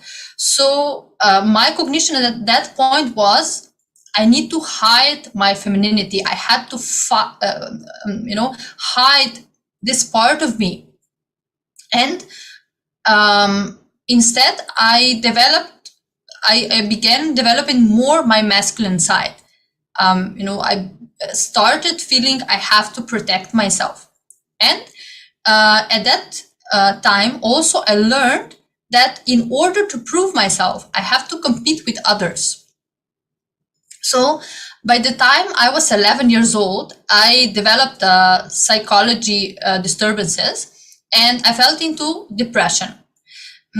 Simply, I had episodes where I didn't want to engage with life anymore. It was just to that level that I didn't felt anymore that creation in me was turned off. So the only solution, of course, at that time was medication, right? So we see how they solve this kind of situations. And even though I was just 11 years old, they put me on medication. They said, no, this is, some psychology disturbances, so we have to heal it and so on. So the side effects of that made me feel even more powerless. So it didn't heal the root cause of it. So at the age of 15, when I was 15, and then, of course, everything collapsed for me, even there, because when my father died, the part of me feeling I have still the hope that, I will be able to get attention from him, the hope that I will be able to be enough to reach so high that he will be able to love me and accept me. That was, of course, my cognition at that time. I felt when he died that was over. No more chance for that. So then opportunity presented itself. We were, my mother and I, at that point, were in a really tough. So when I was 15 years old, I started working, and a person approached me and basically offered me to enter into the entertainment industry. And after some struggles with myself, whether to do it or not, I decided to do it. And when I look back now, it is basically how I figured that society will accept me. The position in the society, if I have the fame, if I have that, then I will be finally accepted, right? But I ceased to live what I enjoyed. I ceased to write. I didn't create anymore, because when I was creating, whether poems or paintings, I felt alive. I felt more complete, because I was getting in touch with my feminine side. But when I started entering into the entertainment industry, it was just the opposite, which is quite interesting, right? Because as a female in this industry, you are presenting yourself. You should be presenting yourself very feminine, but the femininity that they are expecting you to show, it is not the powerfulness of a female, right? Of a woman. It is basically just catering to some needs of the certain project that you are doing. So as a model and actress, I was having external success, yes, but inside I was broken. I was shattered, empty. There was nothing there, no sign of powerfulness. So constantly, day in and day out, I was trading my inauthenticity for attention. That was the bargain, right? I got attention, which I was always thirsty for. So there was never enough, because the root. So even after some years, when I started working on television and, I became the journalist, they didn't change, because in this world, we would say, okay, this is up the ladder, right? It's a higher position, but that didn't change my inner space. I was still feeling powerless. I was still feeling I'm not good enough, because that didn't empower me. My identity as a woman by then was already shattered. So that position, or no other position, could empower me. So when I was 19 years old, I decided to get married. And then I also decided to leave the industry and I opened my own company. So I become entrepreneur. And at that point, I didn't know anything about that, right? But I just felt that, now that I get married, I should be more stable. I should, become basically go out of this environment. So because I was a owner of a company, I had the position of a leader, but I didn't have the state of a leader. And at that time, I felt that this was one and the same. Of course, before I met Swamiji, that was one and the same for me. So because my sacred femininity was suppressed, I was not creating. Even though I had the company, I was working, all of that, but that was not creation. It was not that real creation from the power within. I was, everything that I was doing, everything that I started had a fragrance of destruction, the fragrance of failure, because that was how I experienced myself. So basically in this industry, exchanging powerlessness for powerlessness is what it is all about. Because the woman on one side exchanges her powerfulness for the attention that she craves, and the man in turn exchanges his powerfulness for the position that he craves. So both end up robbed and exploited in the process and start competing with one another for the power, right? Instead of uniting.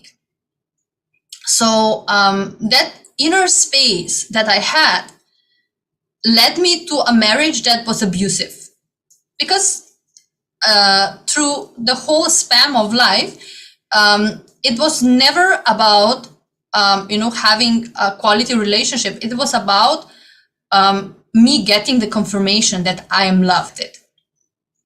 So because that I was so desperate to get more, the warning signs, everything, and I allowed myself to be beaten and abused every single day of my marriage.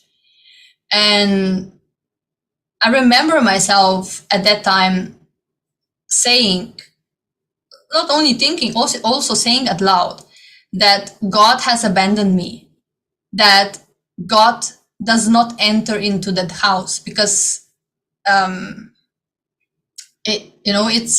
I felt like I'm not deserving anymore of God.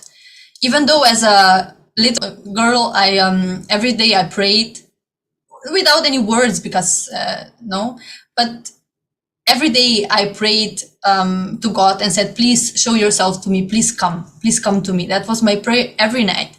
But after I got married, I simply ceased to believe that. I believe that I'm not worthy of that anymore. So after 4 years of the marriage, I finally left my husband.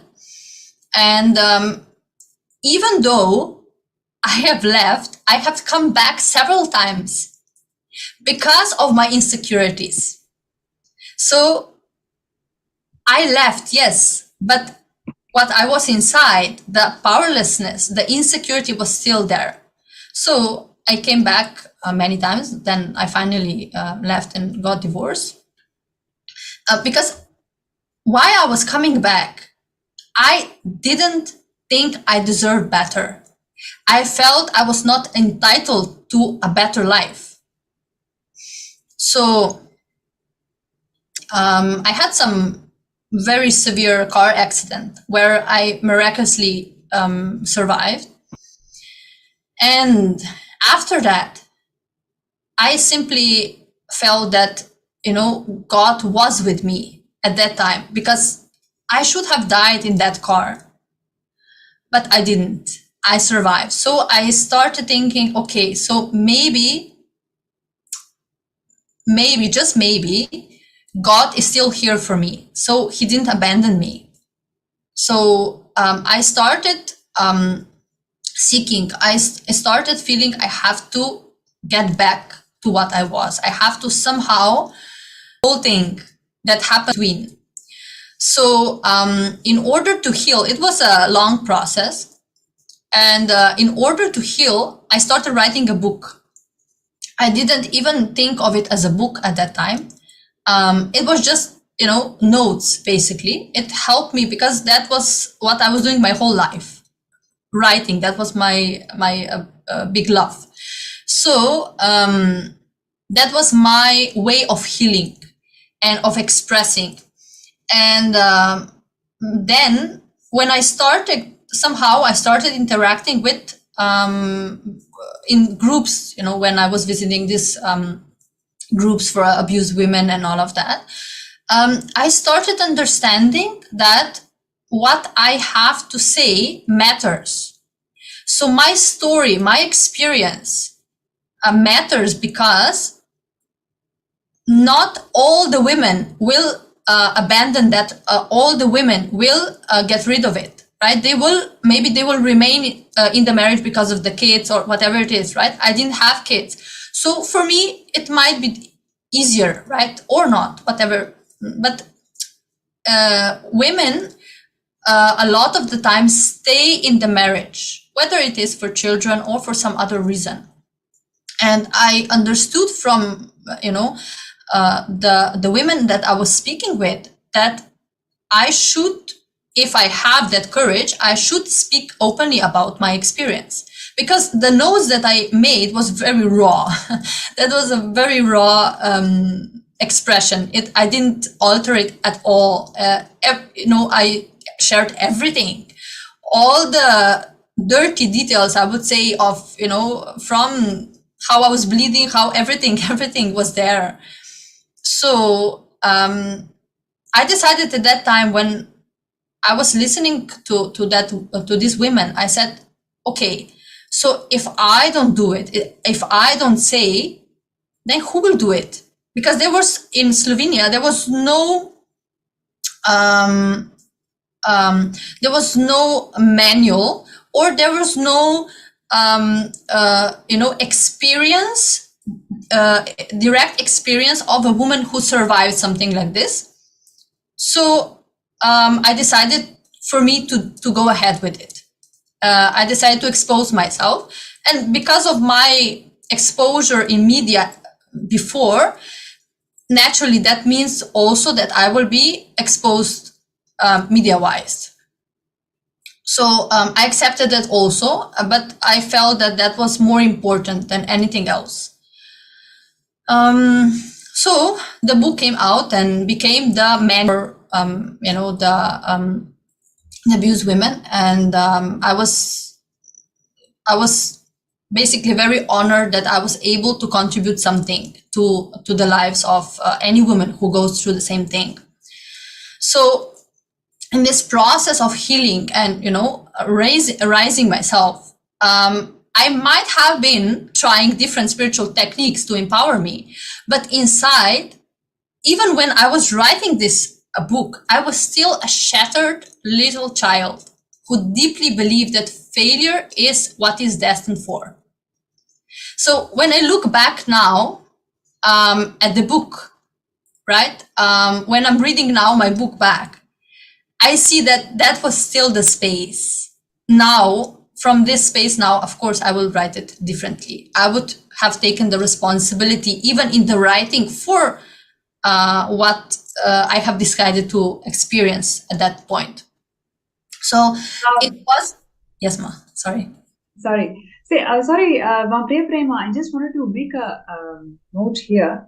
See, typically, somebody who has gone through such hardship right from young age, and then taking up a bold profession like modeling, out of the incompletion that, I need to really empower my masculine side, and then going through this very tough married life, and then saying that, okay, let me discover myself, and putting that story out so that brings the awareness.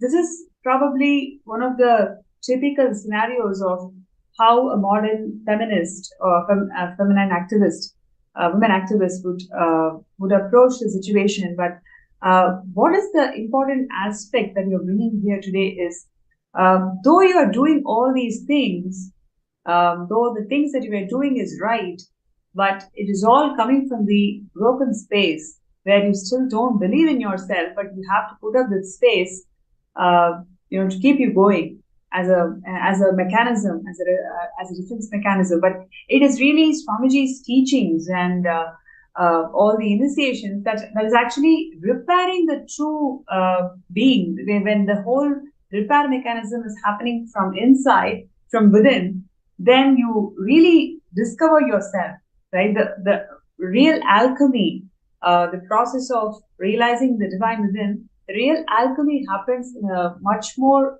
powerful way, which is what today's women require, isn't it? See, it wasn't until that Paramashivam level 2 at that time. It was the beginning of the COVID, epidemic, that for the first time I realized, or I encountered myself with real feminism. That was the first time I even realized what it was, right? Because when you speak about feminism here and there, it's completely different, right? And I was simply mesmerized by how with each word Swamiji was cherishing the Divine Mother. And I was reminded at that point of my true identity. I realized how much I have lost in all of this time.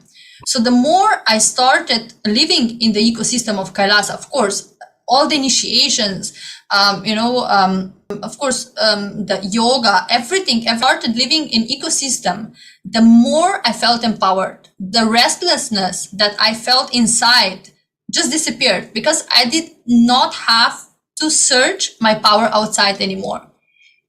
It was just sitting in my inner space, right? Waiting for me to be awakened. So that was one breakthrough. And I still remember, the moments in this program where simply everything shattered. And I remember when I applied for the program, even before that, I was already connected with Swamiji, but I was just listening to satsangs, right? And Kalpataru program I did. But I remember still, I just woke up and I still remember the email that I got. And there it was in bolden letters, Swamiji's quote: "Once the program ends, you will not be there anymore. Only Paramashiva will be there." And I remember myself saying, that is what I want. I don't want to be what I am now. That is not what I want. That I don't feel connected to that. This is what I want. And Swamiji delivered that 100%, 1000%, more than that.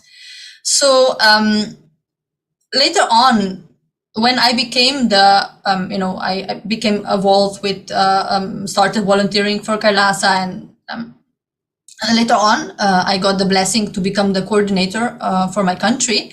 That was the point where all the insecurities came out also, because the space of a leader was different from the position. That was the click that I still didn't got at that time. But through all the churning that Swamiji was doing, pulling everything out, but in the same time, so beautifully, exchange that it was churning out with the leadership space. So I started at that point when I worked, when I worked and volunteered, and I started doing his work, I started to realize the value of one woman empowering the other instead of competing with one another, right? Because that is the world that I was coming from, competing with each other. So the ecosystem of Kailasa made me fall completely in love with my own femininity and rediscover it, because I didn't realize what it was before. And of course, heal from all the times where I allowed myself to be exploited. So before, I can say that I was chasing confirmation from outside through position, fame, right? Relationships. But no matter what heights I reached as a career woman, I was not able to be satisfied, because my broken self was, still there intact. There was never satisfying enough. And even though I experienced all the extremes in life, whether it was, when my father died, me and my mother, went through the extreme poverty of being without electricity, water, all of that, and going to the heights of being a sales director of a big company and, having a luxurious life, tasting it. But all of these heights today, when I look back, neither of that impresses me now. Nothing is important because I'm not mesmerized by the world in whatever shape it presents itself, whether it is low or high, doesn't matter. But what I am utterly mesmerized by is by the love and compassion that Swamiji has showered me with, that I am utterly mesmerized with. And today I know, of course, now it's, but now I'm realizing how he guided my whole path, how even when I was not realizing everything, whatever I have experienced in my life has been a preparation for what I am today, for being here, sitting with you today. That was all a preparation. So when I realized that everything completed from the past, everything collapsed, I ceased to be a victim. I was not recognizing myself as a victim anymore. It became a celebration. Even, when I look back now at my ex-husband and all, the experiences that I had, even before that, I see it all as a lila, as a celebration, because it was all part of me being here. So when I realized that, it just, the integrity and the stability and chastity that Swamiji awakened in me, it what became my power. That is my power today. So this is what I identify myself as a feminine, right? The ability to stand by what I have decided for, no matter what happens, no matter any external situation, and the integrity to do it constantly, to not, waver in whatever direction. So because I wanted that space to be transferred to others, I decided to take a patsanyas, because I felt that that is really the ultimate way how I can, empower other women, so that they can get this space also, so they can reawaken this power within also. And not only that Swamiji liberated me from all, thyroid disease, heart disease, depression, anxiety, all the heavy medication that I was taking for 7 years, but ultimately, he gave me a new life. He gave me liberation from all my limited cognitions that I had about myself, from all the fake shyness that I have put on myself, or arrogance, inauthenticity. And he raised me to the space of a leader, just by, I would say it's not just, right? But by awakening the divine feminine aspect in me. That was the most, powerful thing.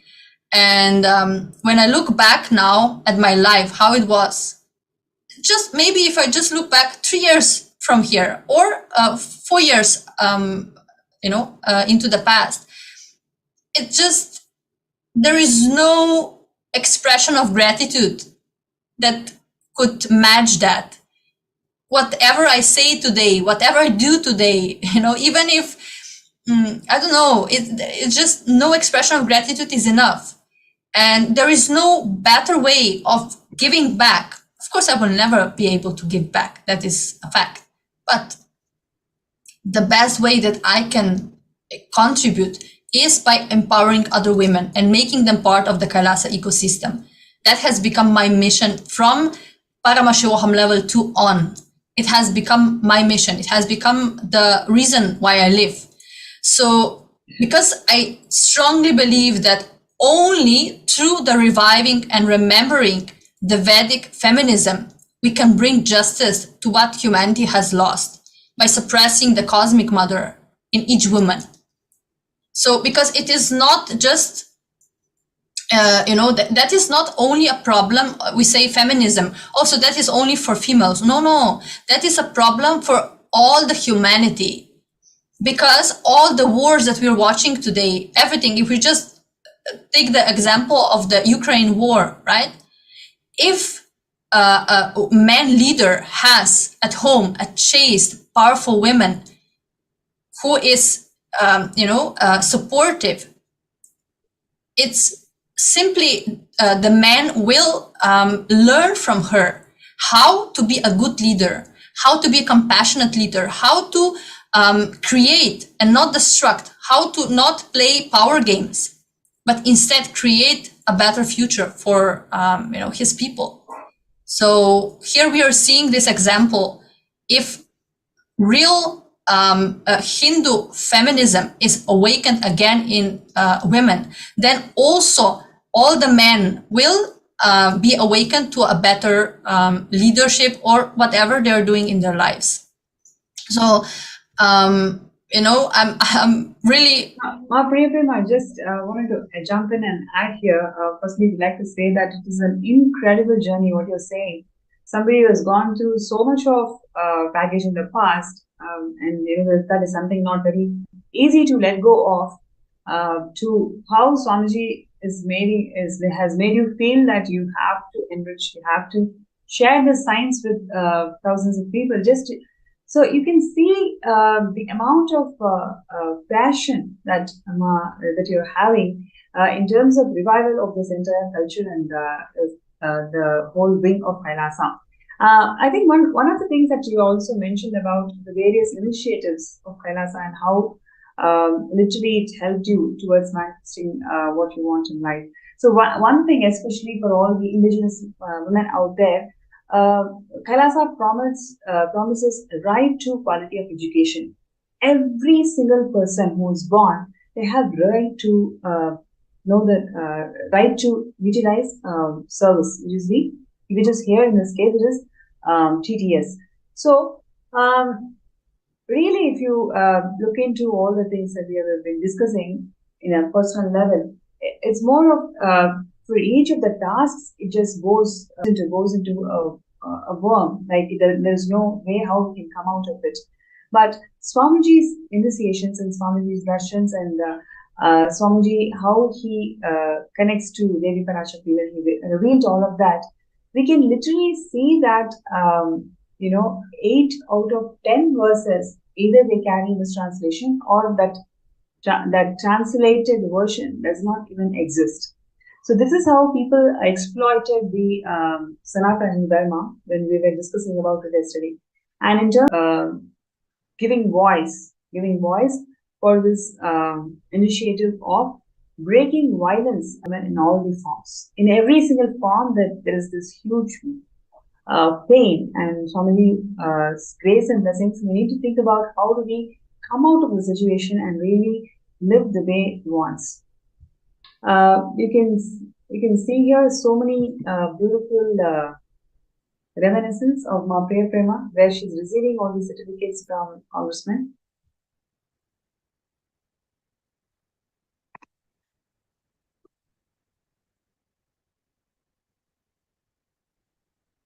Ma Priya Prema, am I audible? Yes, ma. Yeah.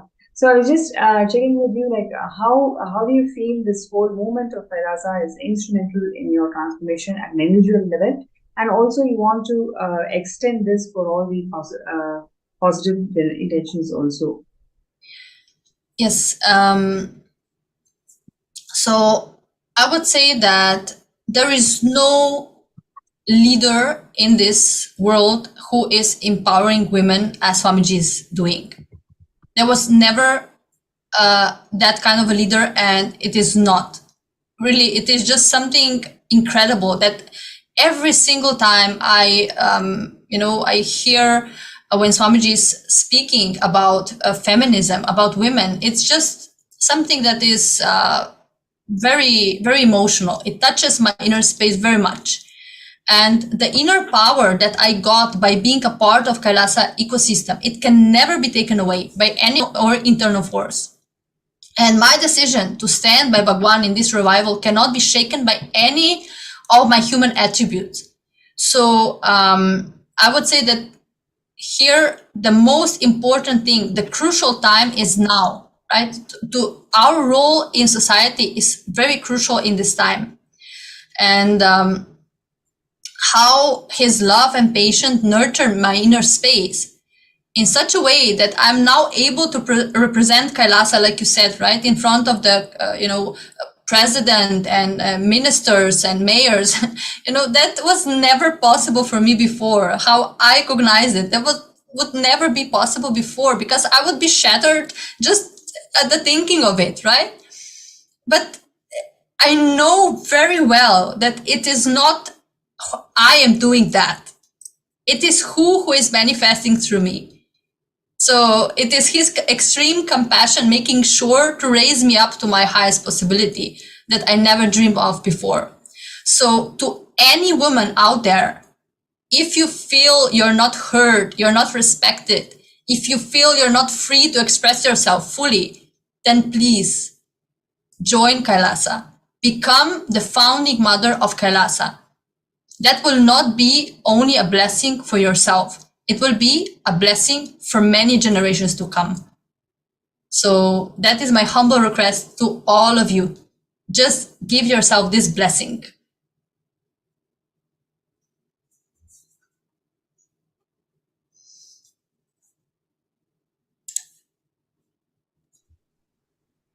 Yeah, I think that was a very powerful sharing, Priya Prema. Thank you so much for being open. I'm able to feel the intention behind this whole thing. It's all about there are so many there. Every time they hear the story, they of coming back. They heard the story of yes, you can do it. That's exactly when Swamiji graces you and gives you that intelligence to come out of it. So we all need to move small toys, and Swamiji is going to move planets for all of us. Just really allowing this Mahavakya, this entire thing into all the times, like food or truck delivery, whatever it is. Whenever we send people as our representatives, it really ensuring that they have the kumkum, they have the earrings, they want to put the no strings. So there are several things that's been blessed by Swamiji over the years. So let's take this now at the moment and start pinning down all the different Akashic wickets. And one thing which I also wanted to share with all of you is the immense contribution of Swamiji in terms of evolving the rural development of women.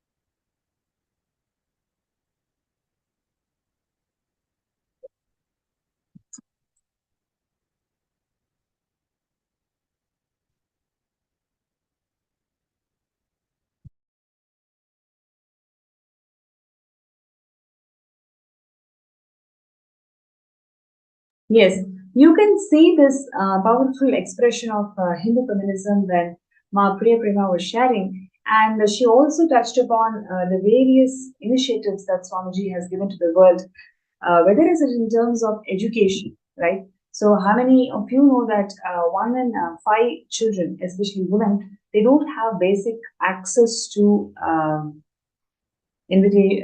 basic invitation to action. So therefore, we may have to really wait for a few days. And once the blessings has come through, we will definitely work on presenting a case study where we can literally eradicate the violence against women in every single diaspora.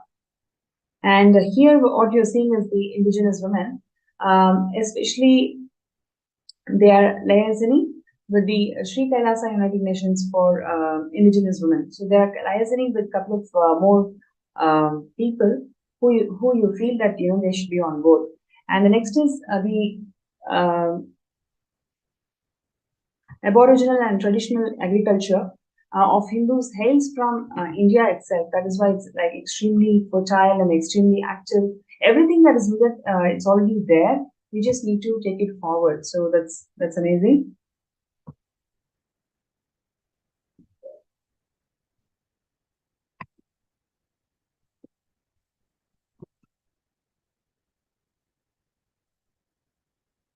So while we wait for Ma Priya Prema's concluding remarks, it's my pleasure and honor to welcome Susan for this segment today. Thank you so much for joining. Thank you, Martin. Beautiful. Masu, share about yourself, the brief journey of who you were and what were your ideas and how those ideas really matured after Swamiji opened this for the whole public. Sure. I've known Swamiji, 10 years now. So I can say my perception of myself, life, other people have completely transformed since I met Swamiji. And since we're talking about Hindu feminism, that was an issue growing up that was always close to my heart, because even as a young child, I always had this sense of social justice. Like I saw what wasn't right. I saw what was fair, what wasn't fair, but I didn't have the language. I didn't have the inner strength to really know what to do about it. So when I was growing up, and this is back in the 60s, so I'm really dating myself. It was a different time, but it was also a time where women were starting to have more of a voice. But as you mentioned earlier, feminism was often framed within a competition. It was a competition against men. It was like men were doing bad things and women were often, and even myself, I remember being like, my inner space was that of anger and frustration. And then I realized as I got older and a teenager, and then in my career, I knew a few women that were feminists. And there was one organization in particular, and it was like kind of a radical feminist organization. But I realized that there was a lot of anger. It was us against them.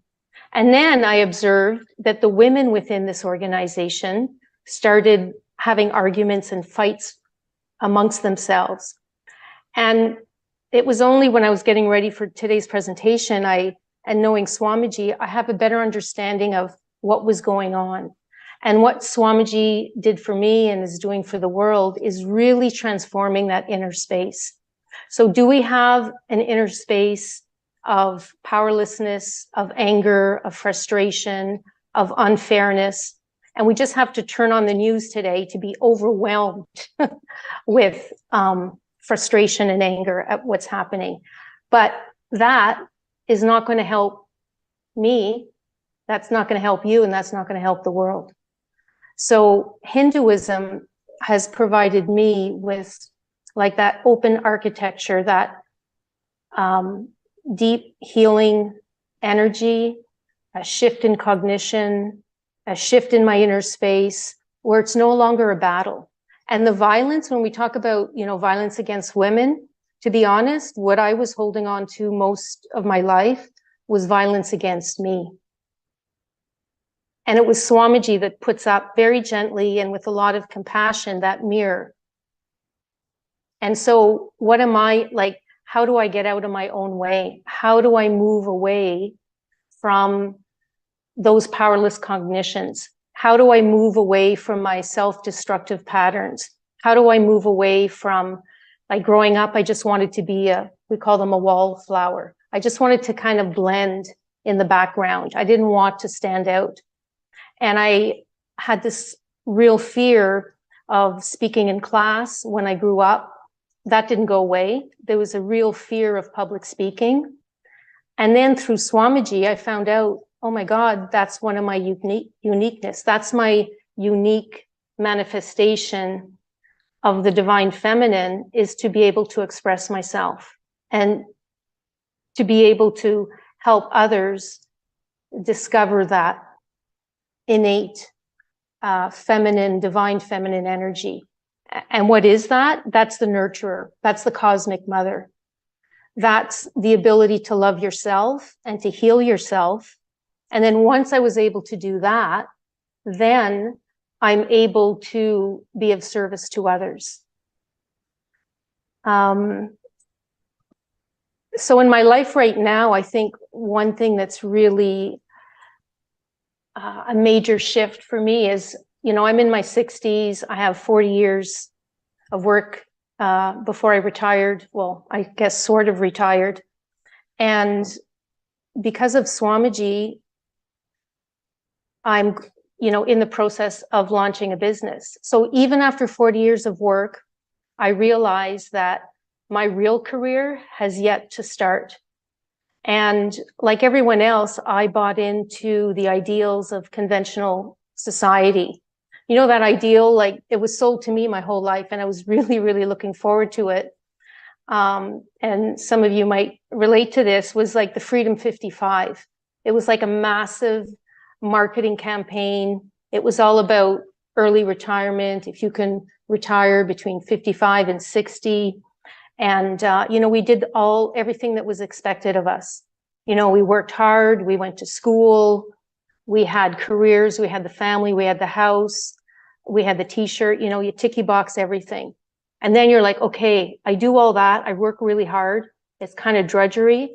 And then I get to retire. And it was like, oh, I get to, run on the beach with my husband, just like in the advertisement, and you've got the wind in your hair and everything's lovely. However, reality is something different. And I noticed that for a lot of people, retirement really, really translated into becoming, fat, frumpy, and frustrated. And so instead of retiring, I'm going to start a business, and I'm going to start a business that the underpinning is all about enriching, unconditional love, nurturing, and really sharing with the world Swamiji's teaching and Hinduism.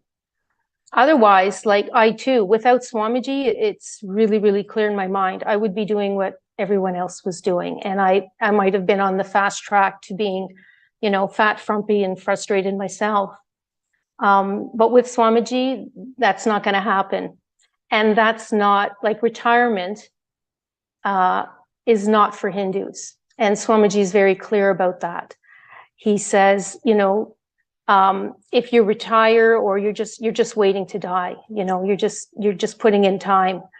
However, if you are open to enriching and internalizing that divine feminine energy, whatever you want is waiting for you, regardless of your age, whether you want to start a business at 20 or 40 or 60 or 70.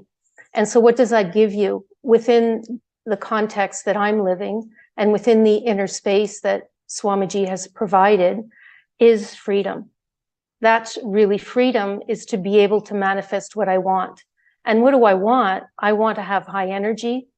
I want to feel fulfilled. And I realized rather quickly with Swamiji that fulfillment is enriching others, is being of service to others. And so at one point in my kind of coincided when I met Swamiji, is I had a very corporate job, and I was, applying for all these jobs, getting promotions. And I was working in areas that, were less and less interesting. So I went back to school, and I decided to go in more of a, supporting people in mediation and coaching and ombudsman services. So after I came back from Swamiji's programs, I just had this strong cognition that my purpose in life is to help others. So step by step, even though many people told me you can't get there from there. Oh, you can't, get this job without 5 years experience. I ignored all that. I just kept taking one step at a time. And I ended up in my ideal job. And then there were other positions that were opening up, and a lot of my colleagues were getting higher and higher positions up the corporate ladder. And with Swamiji's guidance, I decided that's not for me. I don't mind managing, but I also want to maintain and keep seeing clients.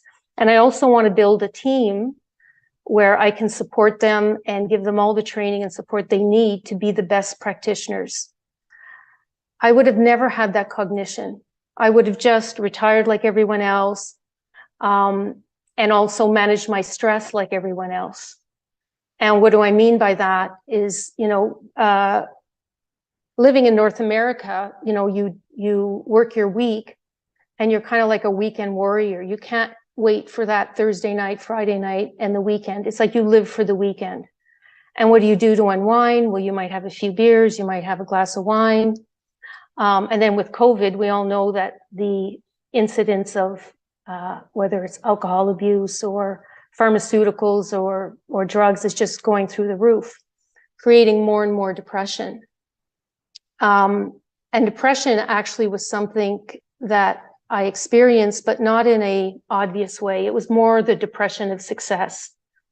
Before I met Swamiji, as I mentioned, I had everything that life or my family, society expected.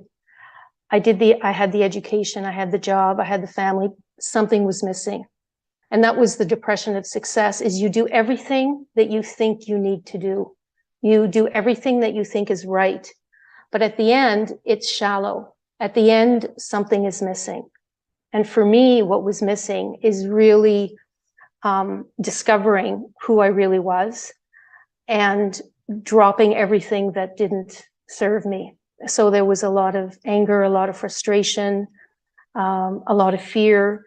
And so through Swamiji's inner awakenings, through the yoga, through the meditation, through the detox, like Nirahara Samyama, I've been struggling a little more with that lately, but in the last 10 years, I think I did Nirahara Samyama at least 14 times successfully.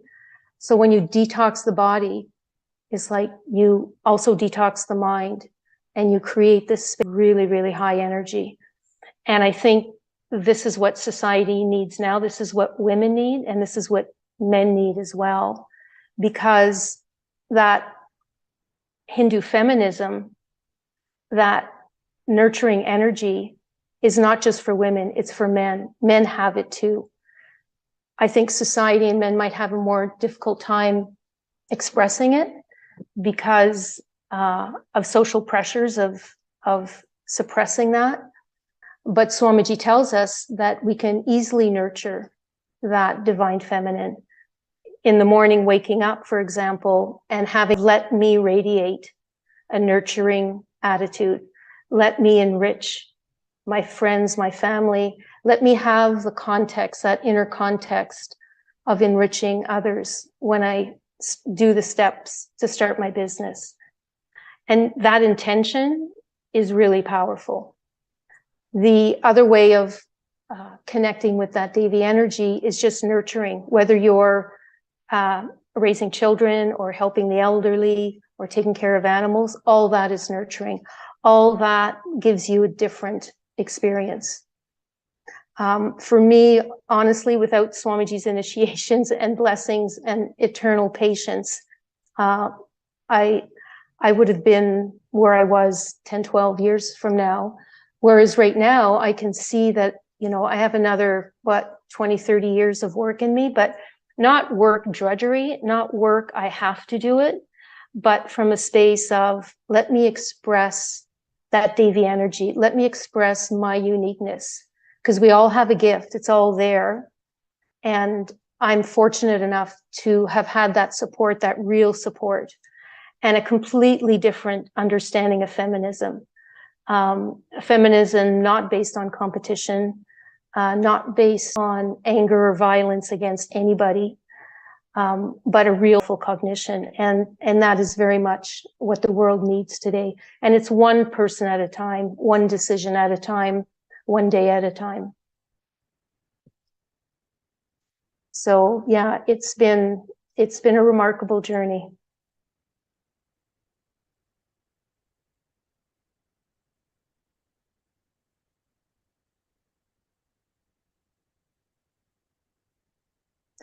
I can also add that through Swamiji, I talked about, changing my career. I also quite easily was able to change my lifestyle.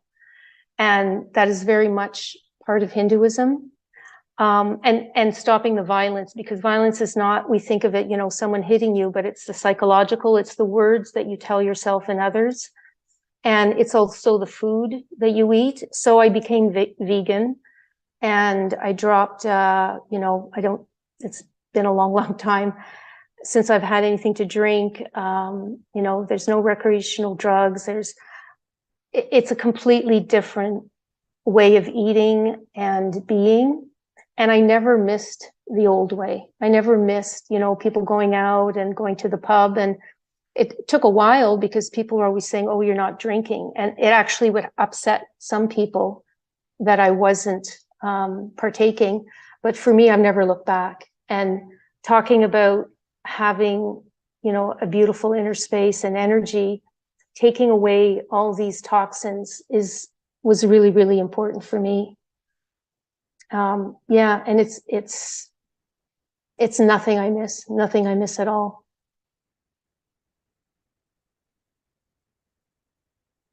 So that, Hindu feminism has given me the inspiration to share Swamiji's gifts with others, because our true nature, like everyone's true nature, is to nurture, to love unconditionally, and to enrich. We just might not know it. Whereas pre-Swamiji, I was way more focused on myself and way more focused, let's say, just me and my family. And now I truly, truly do care about others. I care about strangers. I care about humanity in general, because we do all have something to share and something powerful. And, I mentioned earlier kind of, moving up the corporate ladder and the rat race. And one thing Swamiji said once, and it always made me laugh. He said, you can win the rat race, but at the end of the race, you're still a rat. I always thought that was like, okay, note to self.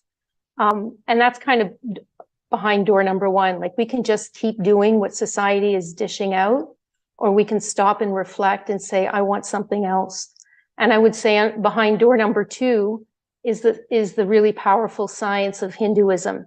Behind door number two is you have the ability to open that door to your true nature. And that true nature is the divine feminine energy that nurtures you, that loves you, that heals you.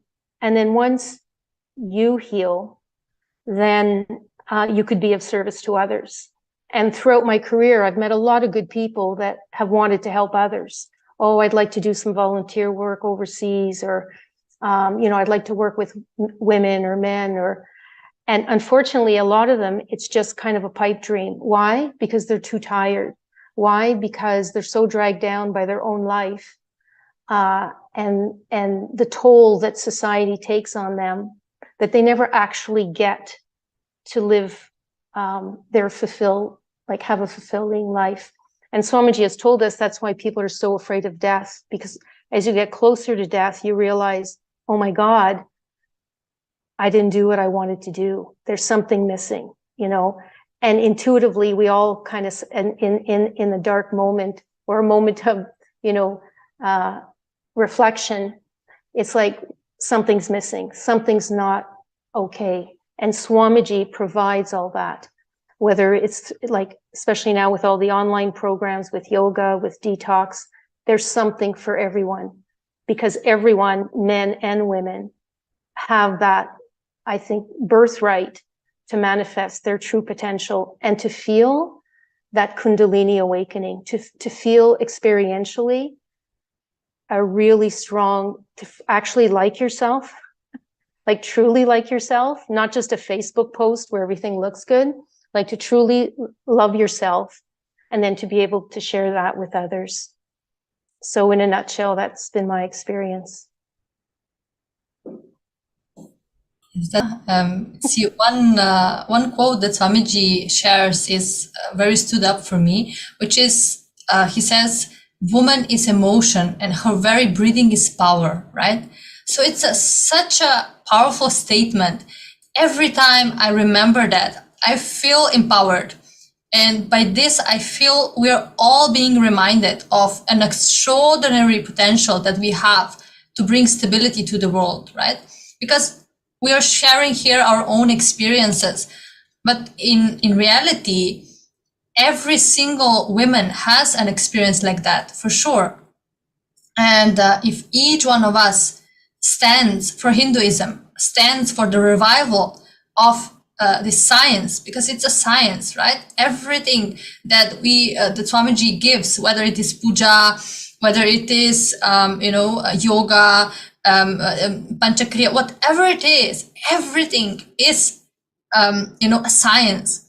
So for me, how my body transformed, how everything, single aspect in my life transformed through all of these practices. And this is something that has been taken from humanity.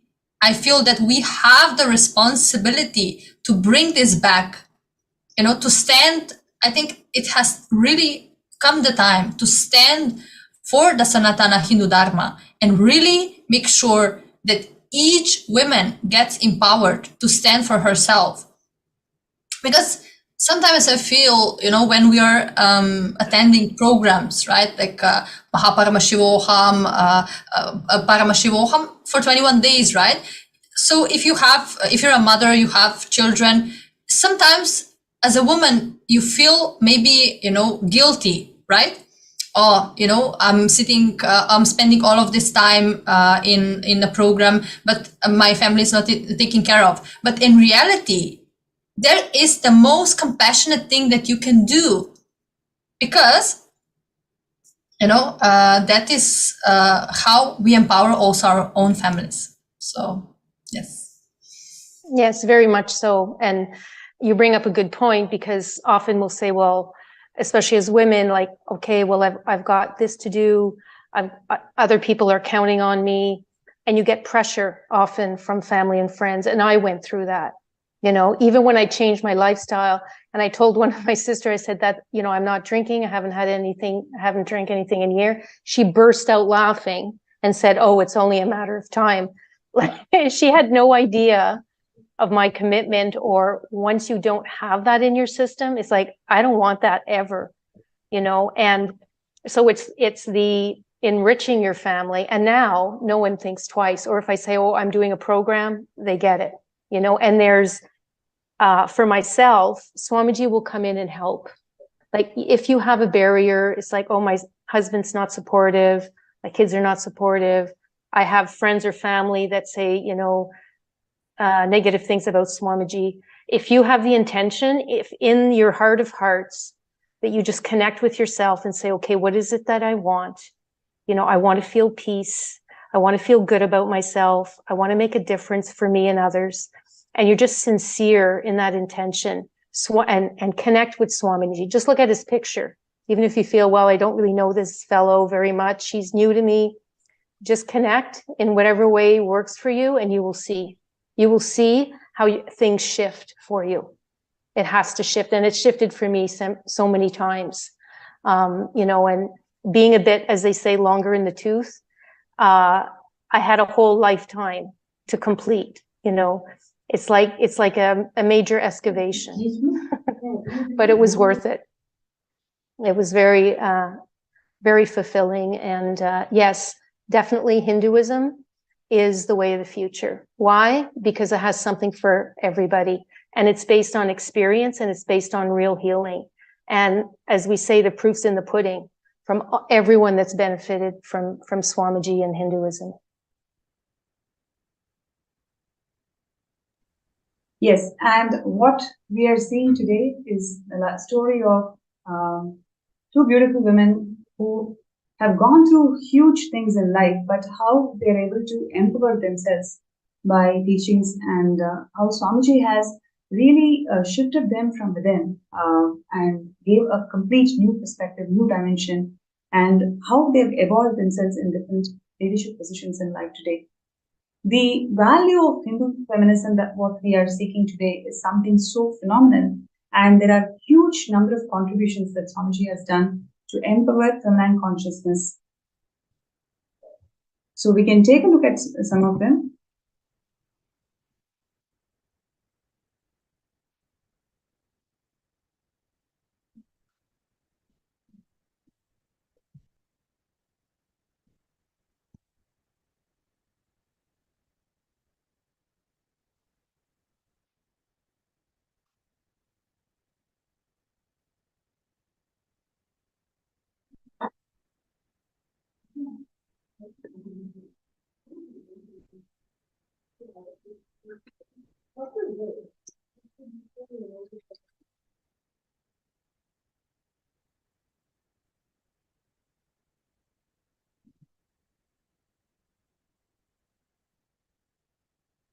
Yes, so there were several women empower camps that were conducted by Swamiji over the years, and especially to empower all the rural women in India.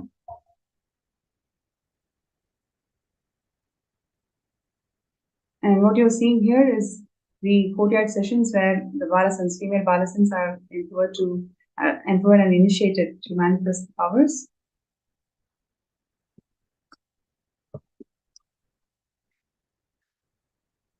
Empowering women in the field of arts, where whether it is dance or music or every other form of arts, how Swamiji has empowered the feminine consciousness to express themselves fully. And we also have here the 108 women empowerment centers that Swamiji had inaugurated back in 2008 itself.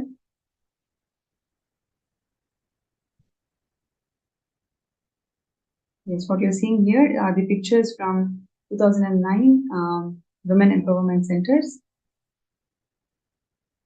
And these are all the various programs that Swamiji conducted, and where the rural women, especially, they were benefited by this cause.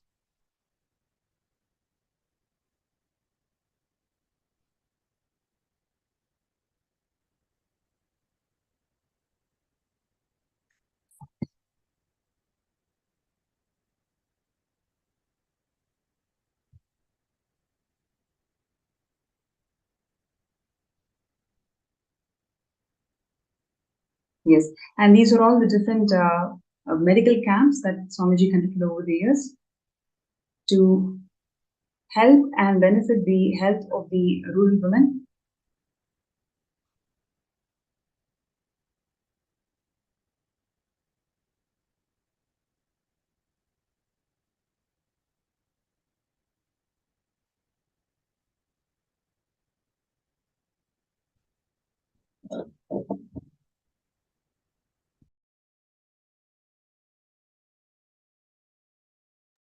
Once again, these are all the various programs that Swamiji has conducted over the years to empower women to their full potential, whether it is in terms of spiritual counseling or helping them in their livelihood, advancing arts, especially the Hindu art forms.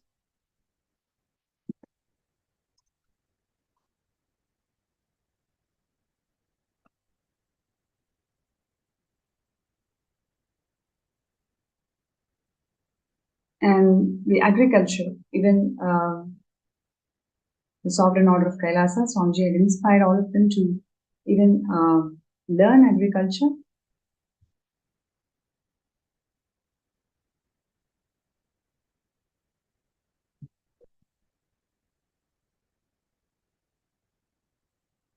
And the Kailasa temples worldwide has empowered the women to perform the temple rituals. This is probably the Vedic temple where for the first time the women are empowered to perform temples, Hindu rituals by themselves.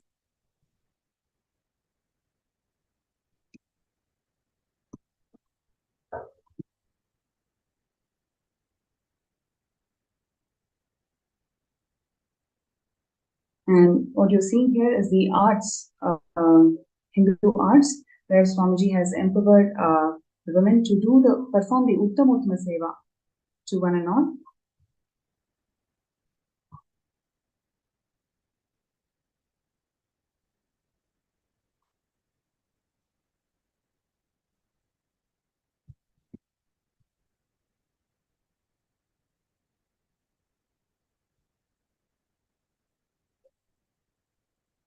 Now, to accomplish this goal of robust, sustainable, balanced, and inclusive growth in society, what Swamiji is doing is incredible contributions by reviving the true spirit of Hindu feminism.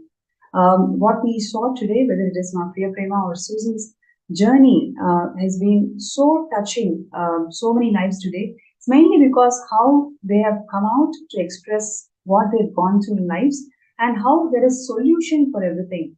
And like what Swamiji has many times shared with all of us, Hinduism has solutions for every single problem out there, especially whatever the world is facing.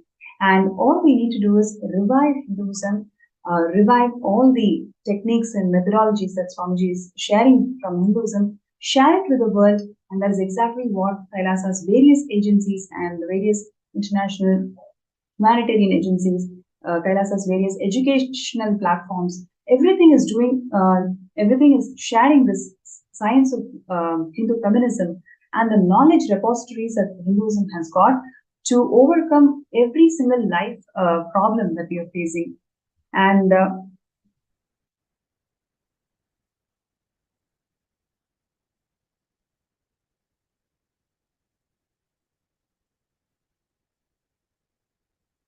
I'm just looking through the comments in various platforms.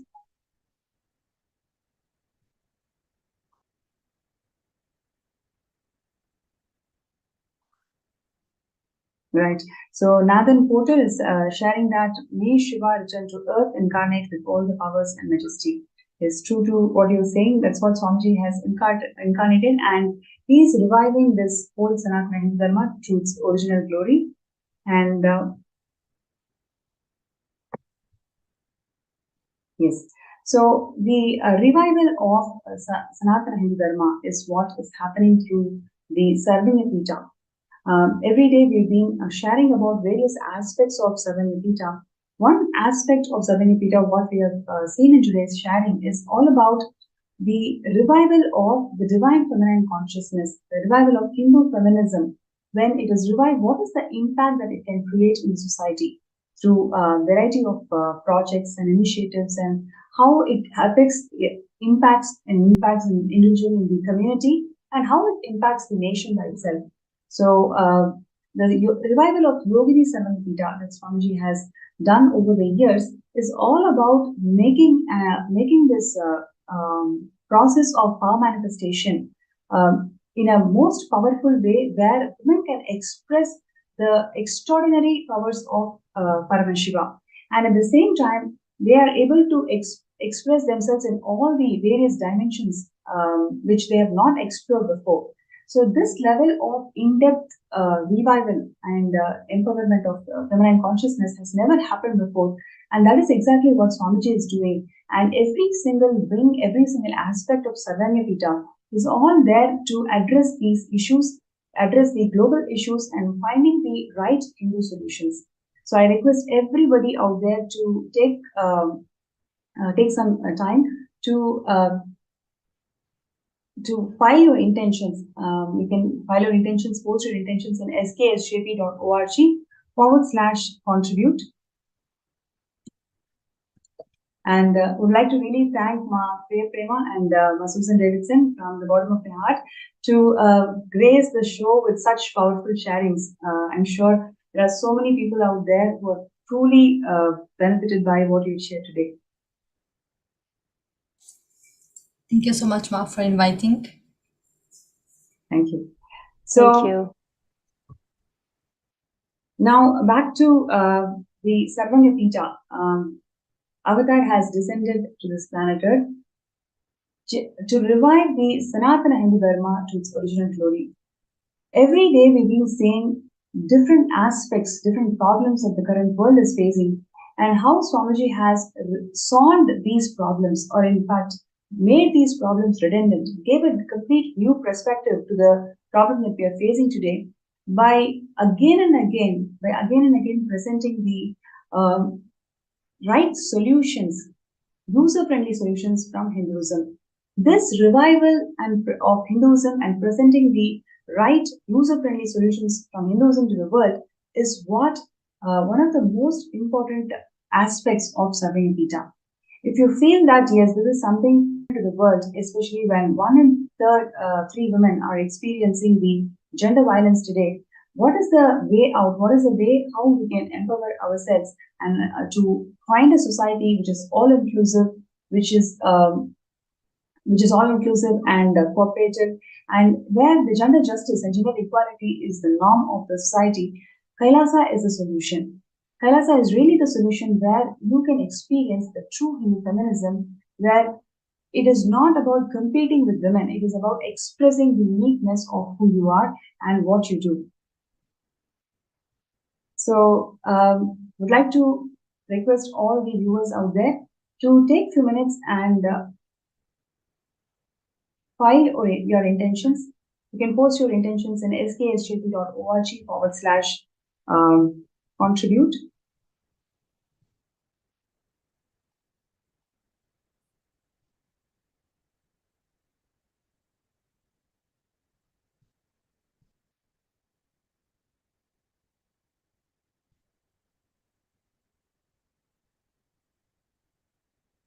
Yes, let's take a few minutes to post our intentions. To post our intentions in sksjp.org/contribute.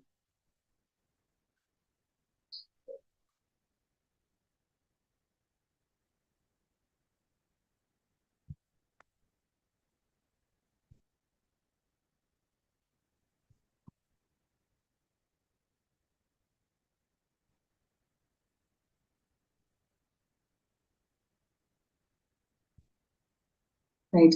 And also, all the viewers, whoever would like to request for a third eye scan for you to manifest the Sarvanyapita, you can post your interest to get scanned.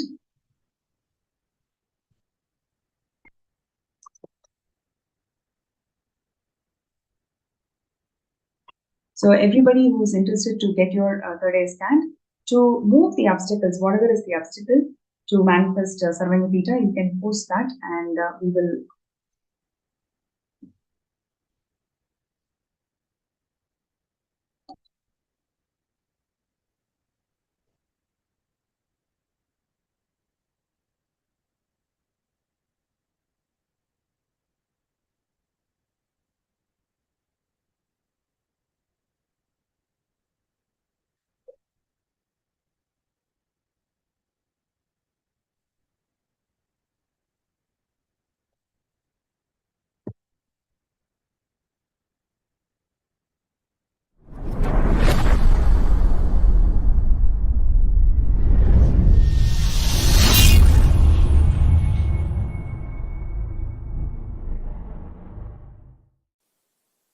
all of you spend little time, study what is your secret coding of the software which is making your body, which is keeping you alive. Understand? I want all of you to know, you can scan your body consciously and scan others' body consciously. It is simply possible. Just little unclutching you need. Practice little unclutching. That's all. That is all. That is all you need. This Pachapatni Vratam, I am planning. We will be having it for 28 days. That will help you intensely to discover the secret software coding with which you are functioning. You operate. You keep your organism alive. If you know that secret code, you can remove all the viruses and all the diseases, disorders. Live forever as long as you want. Understand?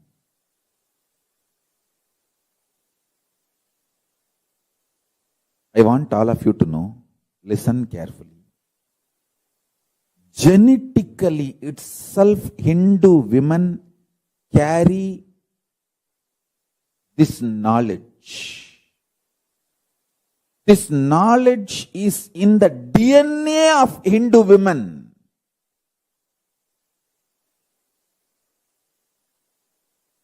Hindu women are the best to make a stable family.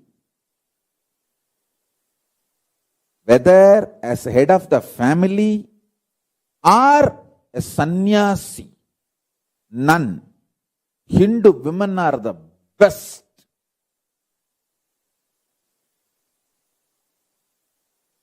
In the whole world. Go to the statistics. I am not making blah blah statements. Go to the statistics. Hindu origin, Hindu heritage women. See the diverse rate. Compare it with the women from other civilization. Hindu women are the most stable family heads.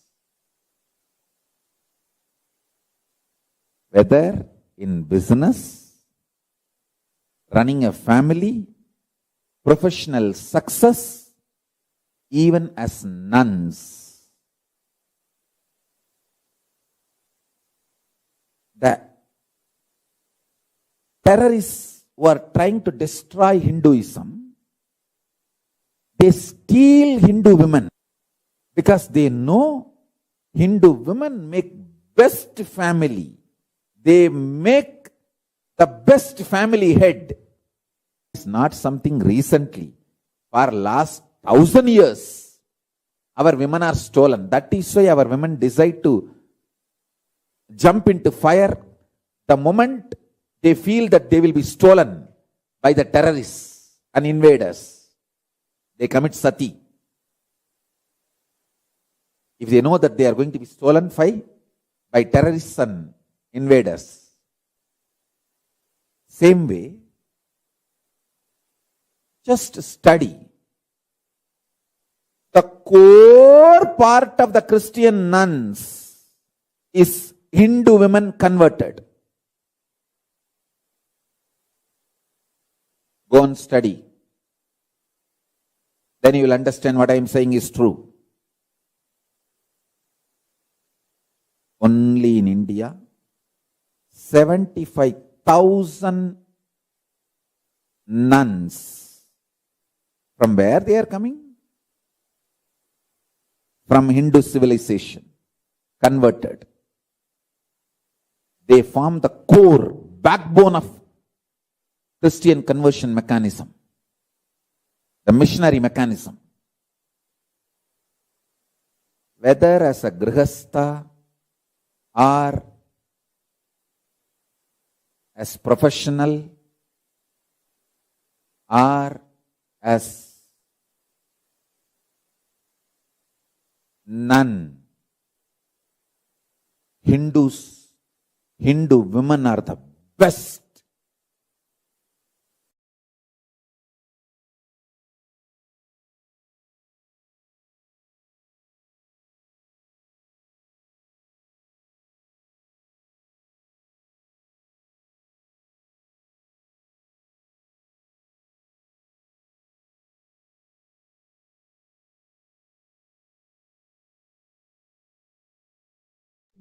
Yes, I'm just looking into the comments. Whoever is talking about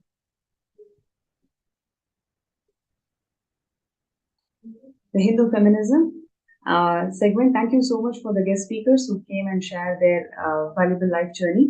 And now let us go to the power manifestation session where I'm going to scan people, whoever is feeling stuck in manifesting SJP. So Hiranmayi has asked for a scan, Nithyananda. So let us please sit straight, chant Mahavakya. Om Nithyananda Paramashivam Om Ya Paramashivam. Om Nithyananda Paramashivam.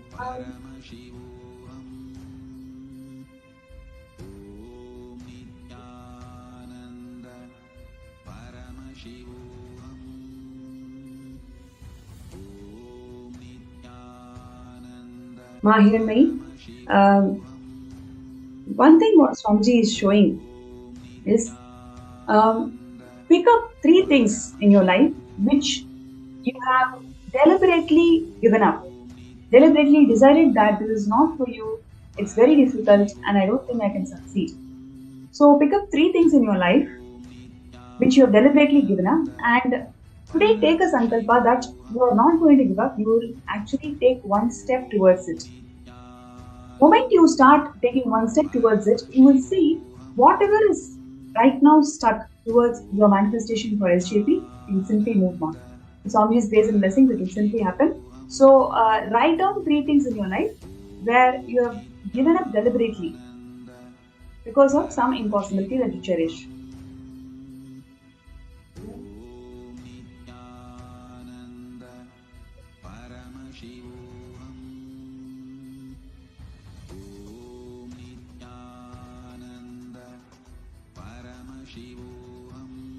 So, I request anybody else, whoever is requesting for a third eye scan, you can post that in the MPSN group or in the YouTube live chat.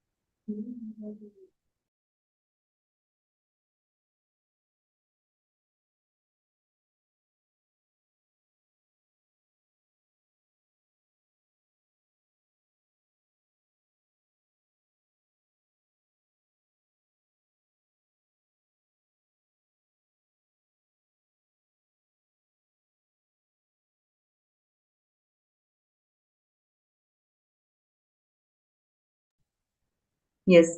So with this, we come to the end of this session, and we will get ready for the Darshan, the Bhava Samadhi Darshan of the Supreme Pontiff of Hinduism, Bhagavan Nithyananda Paramashivam, manifesting as the Samhara Murtis.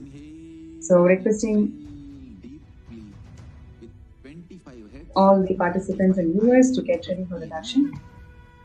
Visualize, meditate, connect with him. He is a living, alive being.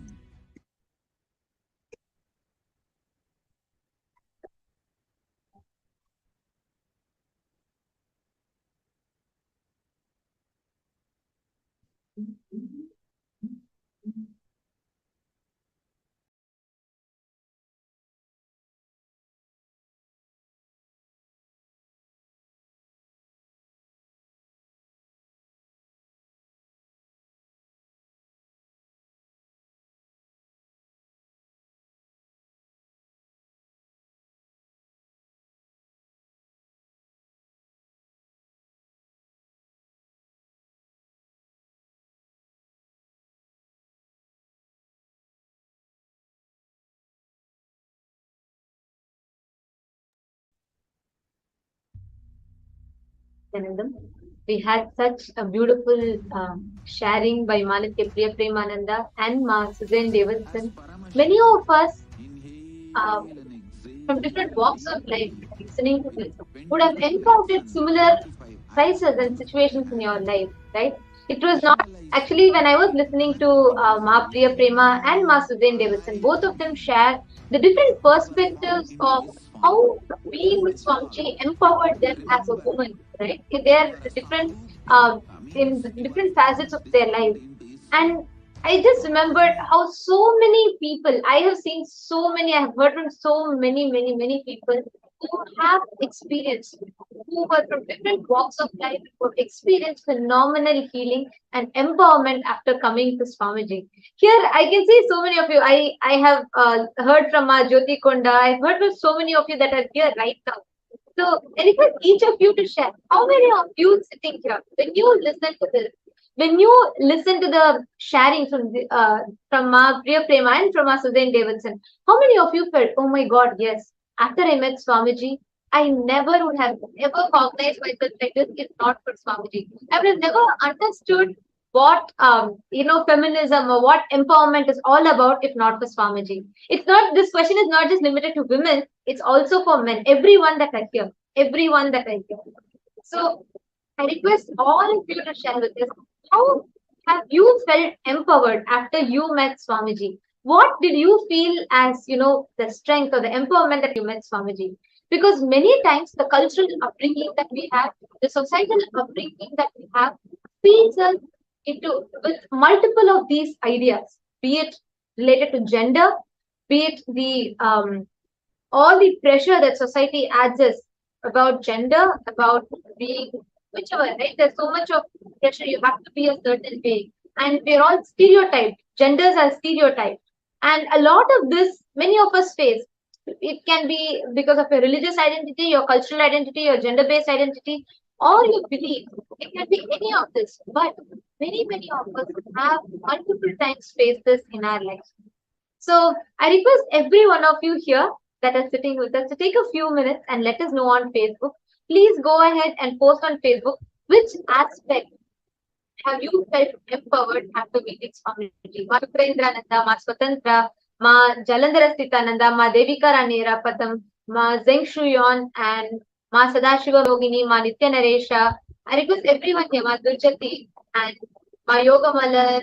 I request everyone, Ma Sally Chen, Besant Tekeste, Ma Brahmanyana, Ma Margarita, Ma Hilde Jararet, and Ma Abha Sharma. Wow, there's a lot of you that are sitting here. Rahul Aswani here. So I request all of you to take next few minutes.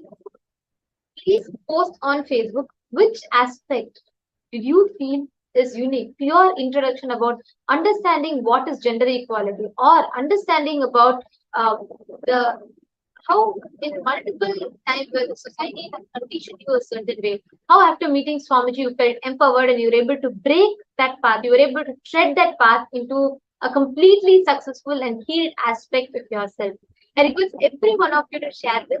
I'm sure everyone here has a story to tell. Everyone here, like what we heard beautifully from Ma Priya Prema or Ma Suzanne Davidson, I'm sure everyone here has.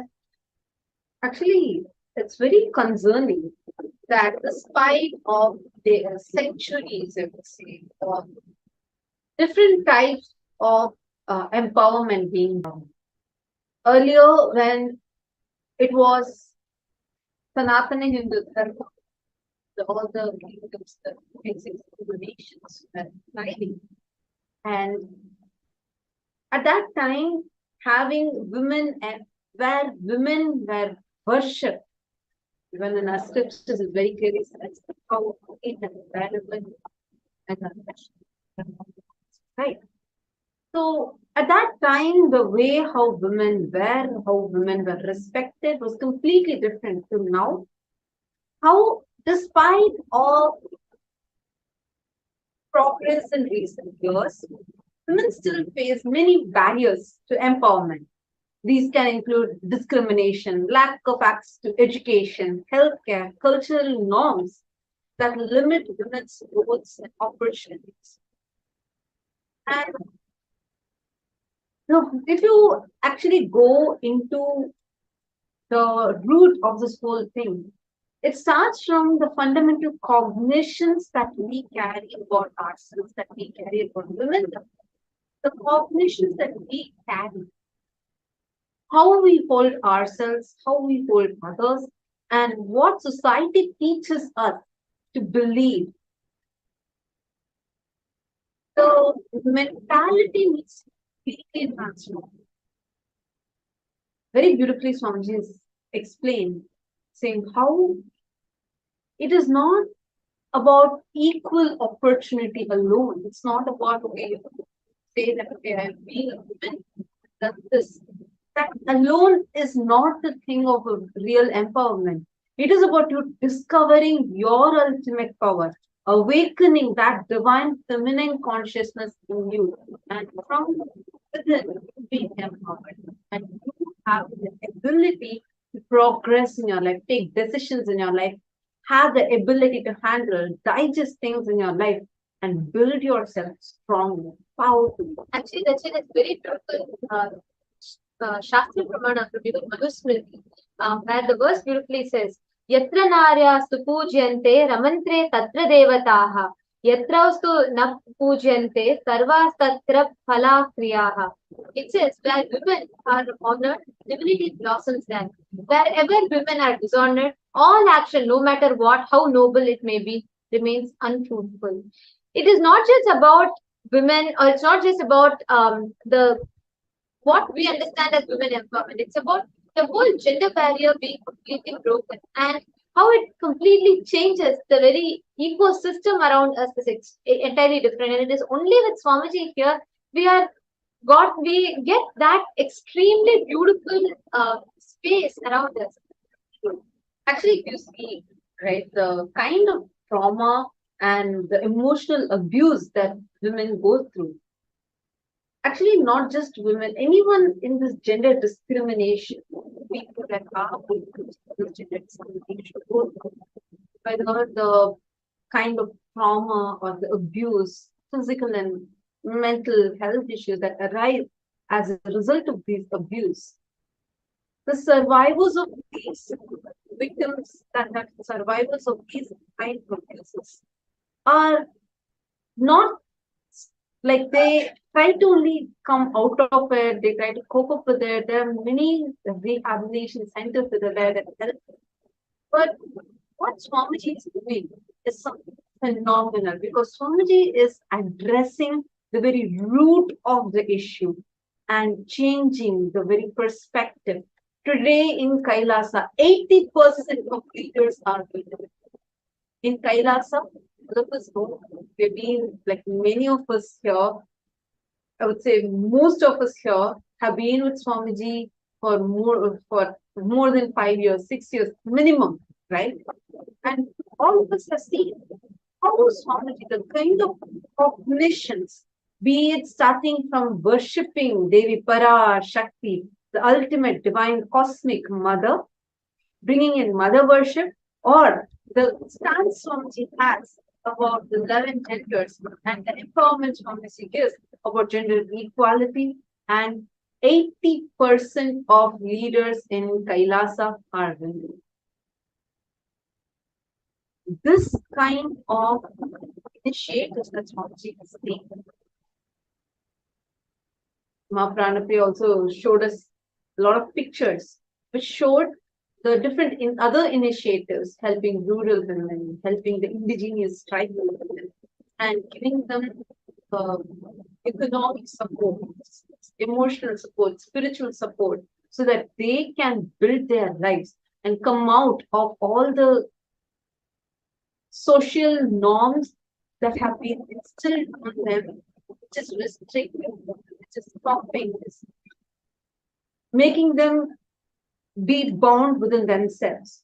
Despite of all of it, there are so many women that are able to come out of all of these, breaking barriers, and are able to really so beautifully. Manitya Premananda was sharing how, despite of whatever she had gone through, how it was Swamiji who healed her from all of that and showed her a possibility of a life where there need not be any abuse.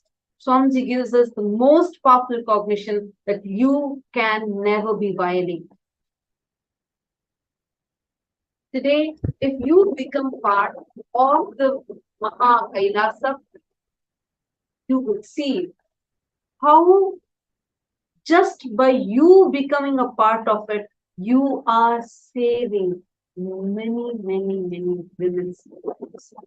They had one, I think, just how one was from a totally different perspective of how even after retirement, she felt she still has a possibility in her life because of the fundamental cognition as a human being is a seed and is a possibility.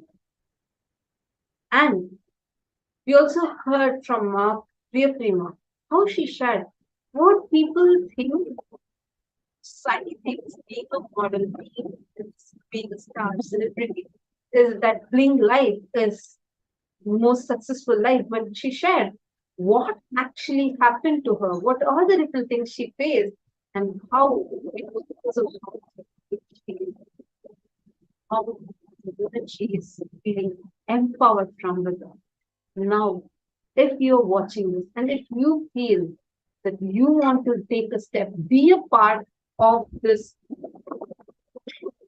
creative revival that Swamiji is doing, and transformation that Swamiji is bringing into all of our mental systems, helping women to actually break through these barriers, then become part of it. Your support, your step to become a part of this will make you be a part of this most auspicious initiative of empowering women. And Real if empowerment. if the women empower you, knowing that's the basic experience, highest conscious existence of yourself. So now,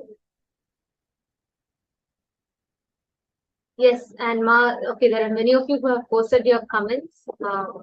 Priya Yogini and Nithyananda Yogini said what the monks shared just now was particularly great and shocking. Suddenly feel that women have been invisible violence, and violence is everywhere. And Devika and Era has posted. Definitely, I'm feeling empowered. So much healing has happened. I received so much right knowledge about life from sessions. I love myself and others, giving me confidence to face myself and the world. Thank you, Bhagwan and Sangha. Absolutely, Ma. If not for Swamiji, world would have never ever gotten this science. It is not just to do with us, our identity as women, or just gender limited. Even empowering us to realize that we are divine, we are conscious, that we are not bound by these genders. And Swamiji brought in this whole thing. When we are fighting about, men or women, Swamiji is bringing this whole thing about 11 genders in Hinduism. Hinduism is rich with the knowledge that we have. There are so many powerful truths, powerful cognitions, and ways to exist. On Nithya Yogini, you shared very beautifully how this you're able to understand about this violence, right? Ma Nithya Yogini, you tell in the place where you live, how many times or you don't need to actually tell me, but just look inside you. What kind of different restrictions, discriminations, and abuses your leader and your have been a victim of? The one and only solution for this is Swamiji, and this revival is Swamiji. Here you have a huge possibility. Today you can become a part of Maha Kailasa, be a part to really transform people's lives. You can be a part of saving many thousands of women's lives. We have so many people that are here who are actually survivors of so many emotional traumas, but this is societal discrimination that they have been.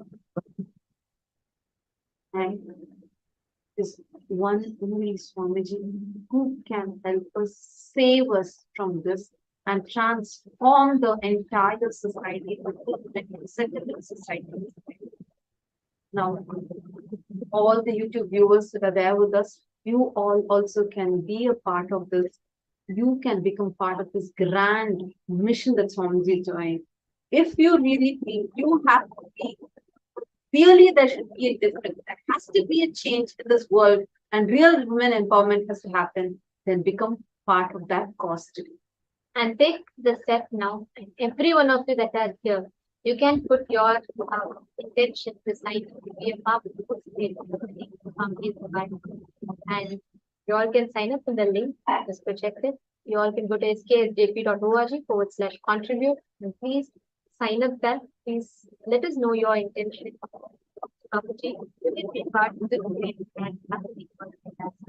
And now with this, it is time for all of us to get ready to enter into the Bhava Samadhi Darshan. I know everyone sitting here are waiting to receive the Bhava Samadhi Darshan. Today, we are going to be having the darshan of the forms of Paramashiva, the ferocious forms of Paramashiva, as Virabhadra, as Samhara Murthy, as Matsya Samhara Murthy, and Simhagna Murthy, and a lot of different forms of Paramashiva.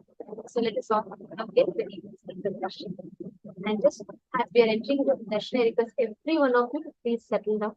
We are going to be entering into Darshan, and Darshan is the sacred space, the most powerful sacred space for us to experience, tap, open the doors to our highest person, as divine, whatever we call it. And that's pure space of oneness with Swamiji. Normally, we all go and see deities in temples, but it is not easy for us to connect that ultimate consciousness with deities. Not because Archavataras deities are not powerful, but because human beings are not matured enough to experience that higher state of consciousness through Archavataras. And therefore, out of that supreme compassion, the Nijavatara, physical embodied form within, to bridge that gap between human beings and the Archavataras and the divine, and they bridge this gap and take us through.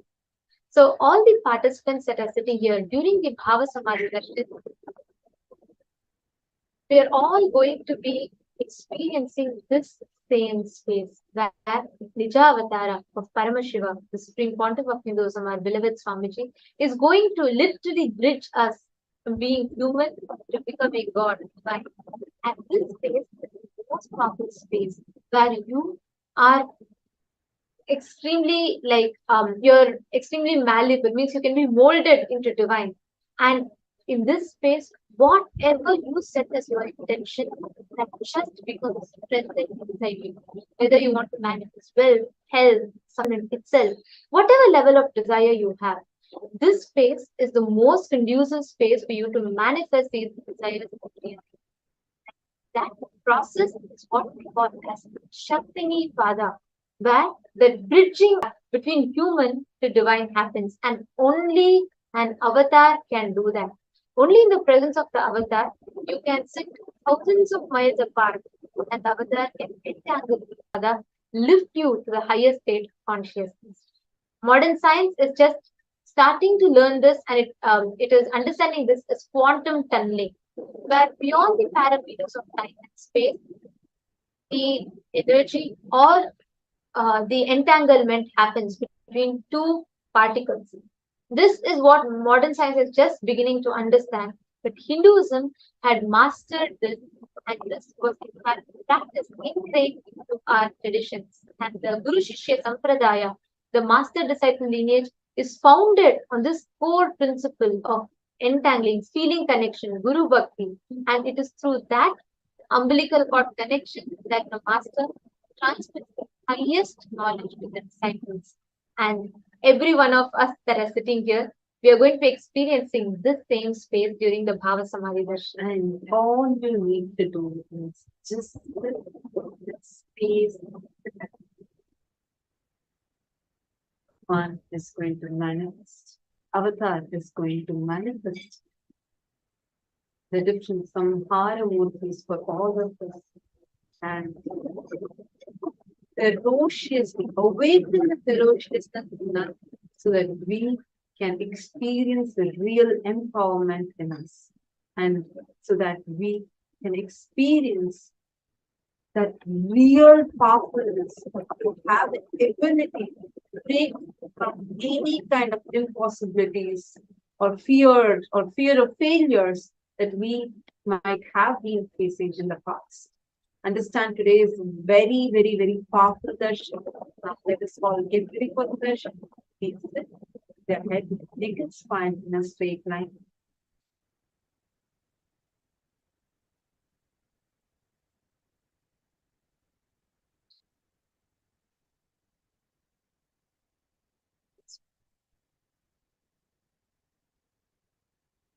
Chanting the Mahavakya.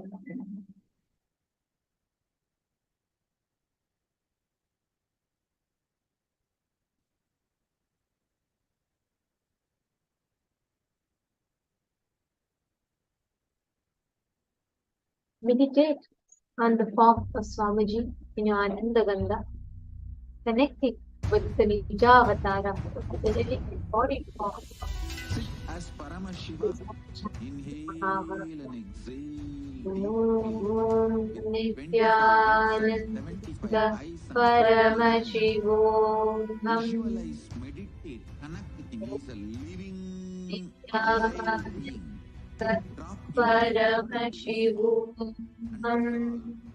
Remember, you are Salokya Mukta, means you are far from this form. Paramashivam. I am initiating Salokya Mukti.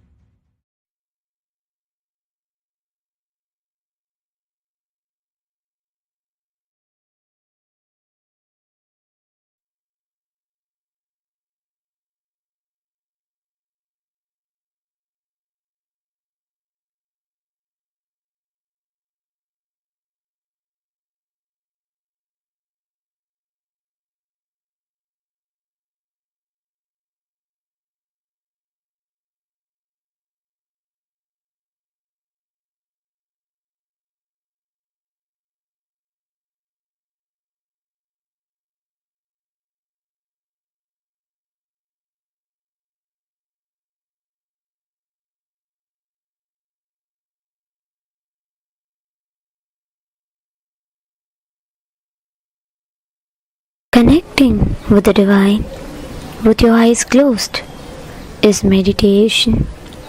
Connecting with the divine with your eyes open is darshan. Come, let us all now move from meditation to darshan. Slowly, very slowly, please open your eyes.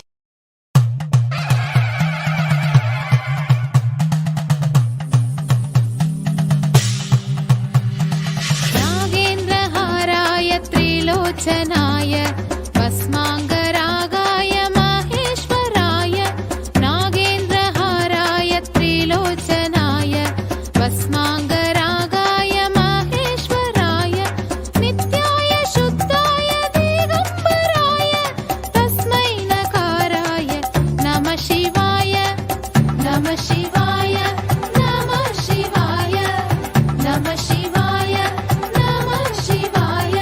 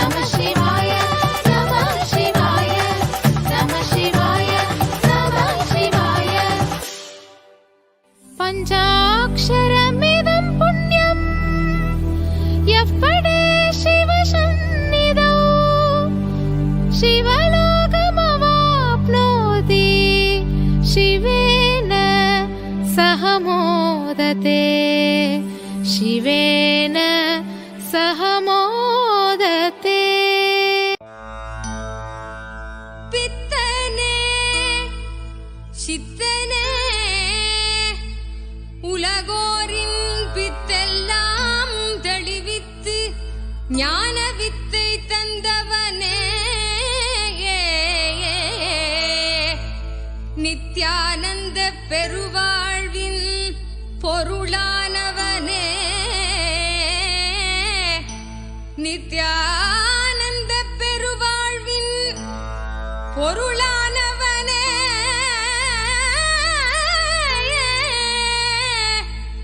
தியானக்கரம் நீட்டி எம்மை ஆண்டு கொண்டவனே அருள் தருவாய் நித்யானந்தனே.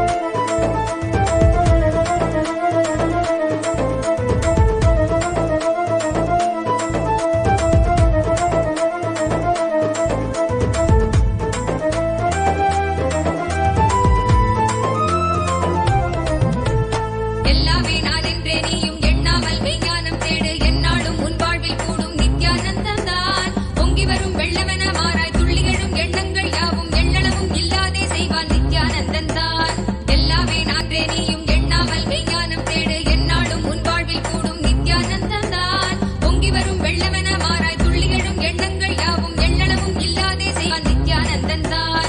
ஆங்காரம் எல்லாம் அங்கு அடியோடு மாறும் மிக வாழ்வில் என்றும் நித்யானந்தம் கூடும். ஜகமே மகிழ என்னாலும் ஆனந்த மழை அருளாய் பொழிவான் தெய்வீகம் தன்னை தந்திட. தகமலை வந்தவா தெய்வீகமாய் நின்றவா அண்டத்துக்கு நித்யானந்த தியானம் தந்தவா. தங்கமலை வந்தவா தெய்வீகமாய் நின்றவா அண்டத்துக்கு நித்யானந்த தியானம் தந்தவா.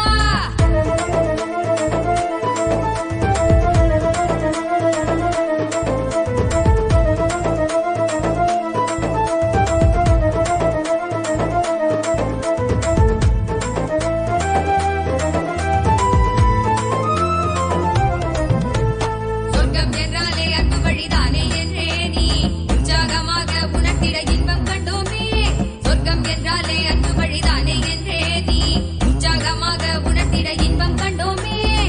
உள்ளமது சொர்க்கம் அதை அண்ட தன்னில் தான் தேடுது. உள்ளுரையும் ஆனந்தத்தின் எல்லை வீர உண்டாகுது. ஆடும் மடியாரை நித்திய தியானம் தன்னை தந்து இங்கு தேடும் சுக வாழ்வில் தர நித்யானந்தன் ரூபம் கொண்டு. தகமலை வந்தவா தெய்வீகமாய் நின்றவா அண்டத்துக்கு நித்யானந்த தியானம் தந்தவா. தகமலை வந்தவா தெய்வீகமாய் நின்றவா அண்டத்துக்கு நித்யானந்த தியானம் தந்தவா.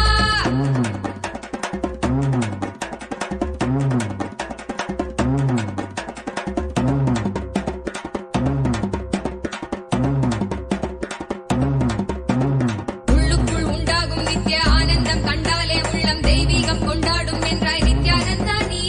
கள்ளங்கள் இல்லாமல் கொள்ளும் தெய்வீகம் என்னாலும் எம்மை ஞானத்தின் மெய்வாழ்வில் சேர்க்கும் யுக்தி தந்தாய் நீ.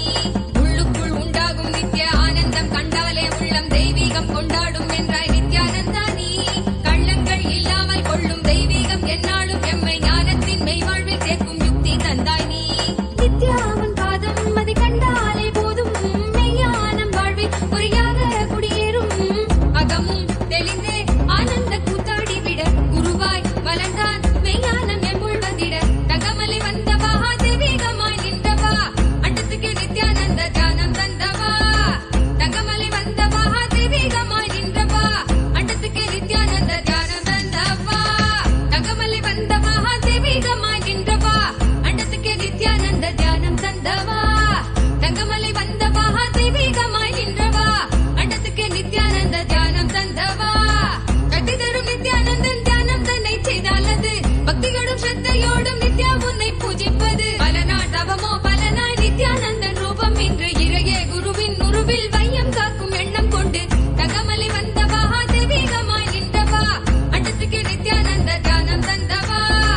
அண்டத்துக்கு நித்யானந்த தியானம் தந்தவா. அண்டத்துக்கு நித்யானந்த தியானம் தந்தவா. அண்டத்துக்கு நித்யானந்த தியானம் தந்தவா.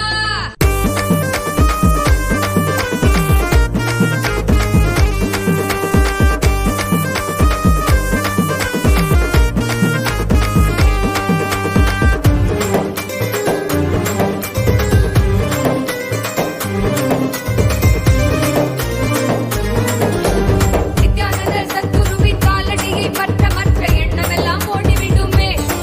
மனம் கொண்ட எண்ணமோடு குரு நித்யனவன் சக்தி அது வாழ்வில் பெறுமே மறருமே. அப்பன் தந்த தியானமெல்லாம் சித்த செய்ய சித்தம் சித்தம் கொண்டிடும் நித்யா அந்த சக்தி சுத்தி கொண்ட சித்தம் தன்னில் ஏடும் பின்னே. ஆத்ம ஞானம் கூடுமே வாழ்வே நித்யானந்தமாகுமே. ஆத்ம ஞானம் கூடுமே வாழ்வே நித்யானந்தமாகுமே.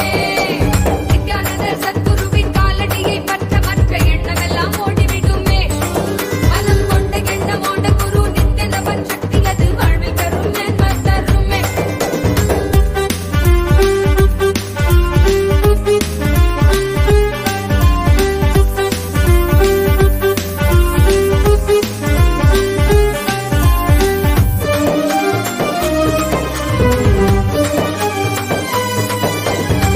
ஆளும் மகிழும் உள் அச்சத்தையே விதக்கிட்டு அசைய மெது மெதுவா பேராசையா மாத்துது.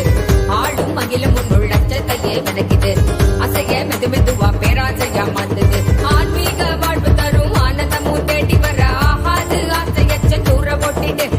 ஆன்மீக வாழ்வு தரும் ஆனந்தமும் தேடி வர ஆகாது ஆசையச்ச தூர போட்டிடு. நித்ய மந்திரமாச்சு வாழ்வின் அனந்த யந்திரமாச்சு. நித்ய மந்திர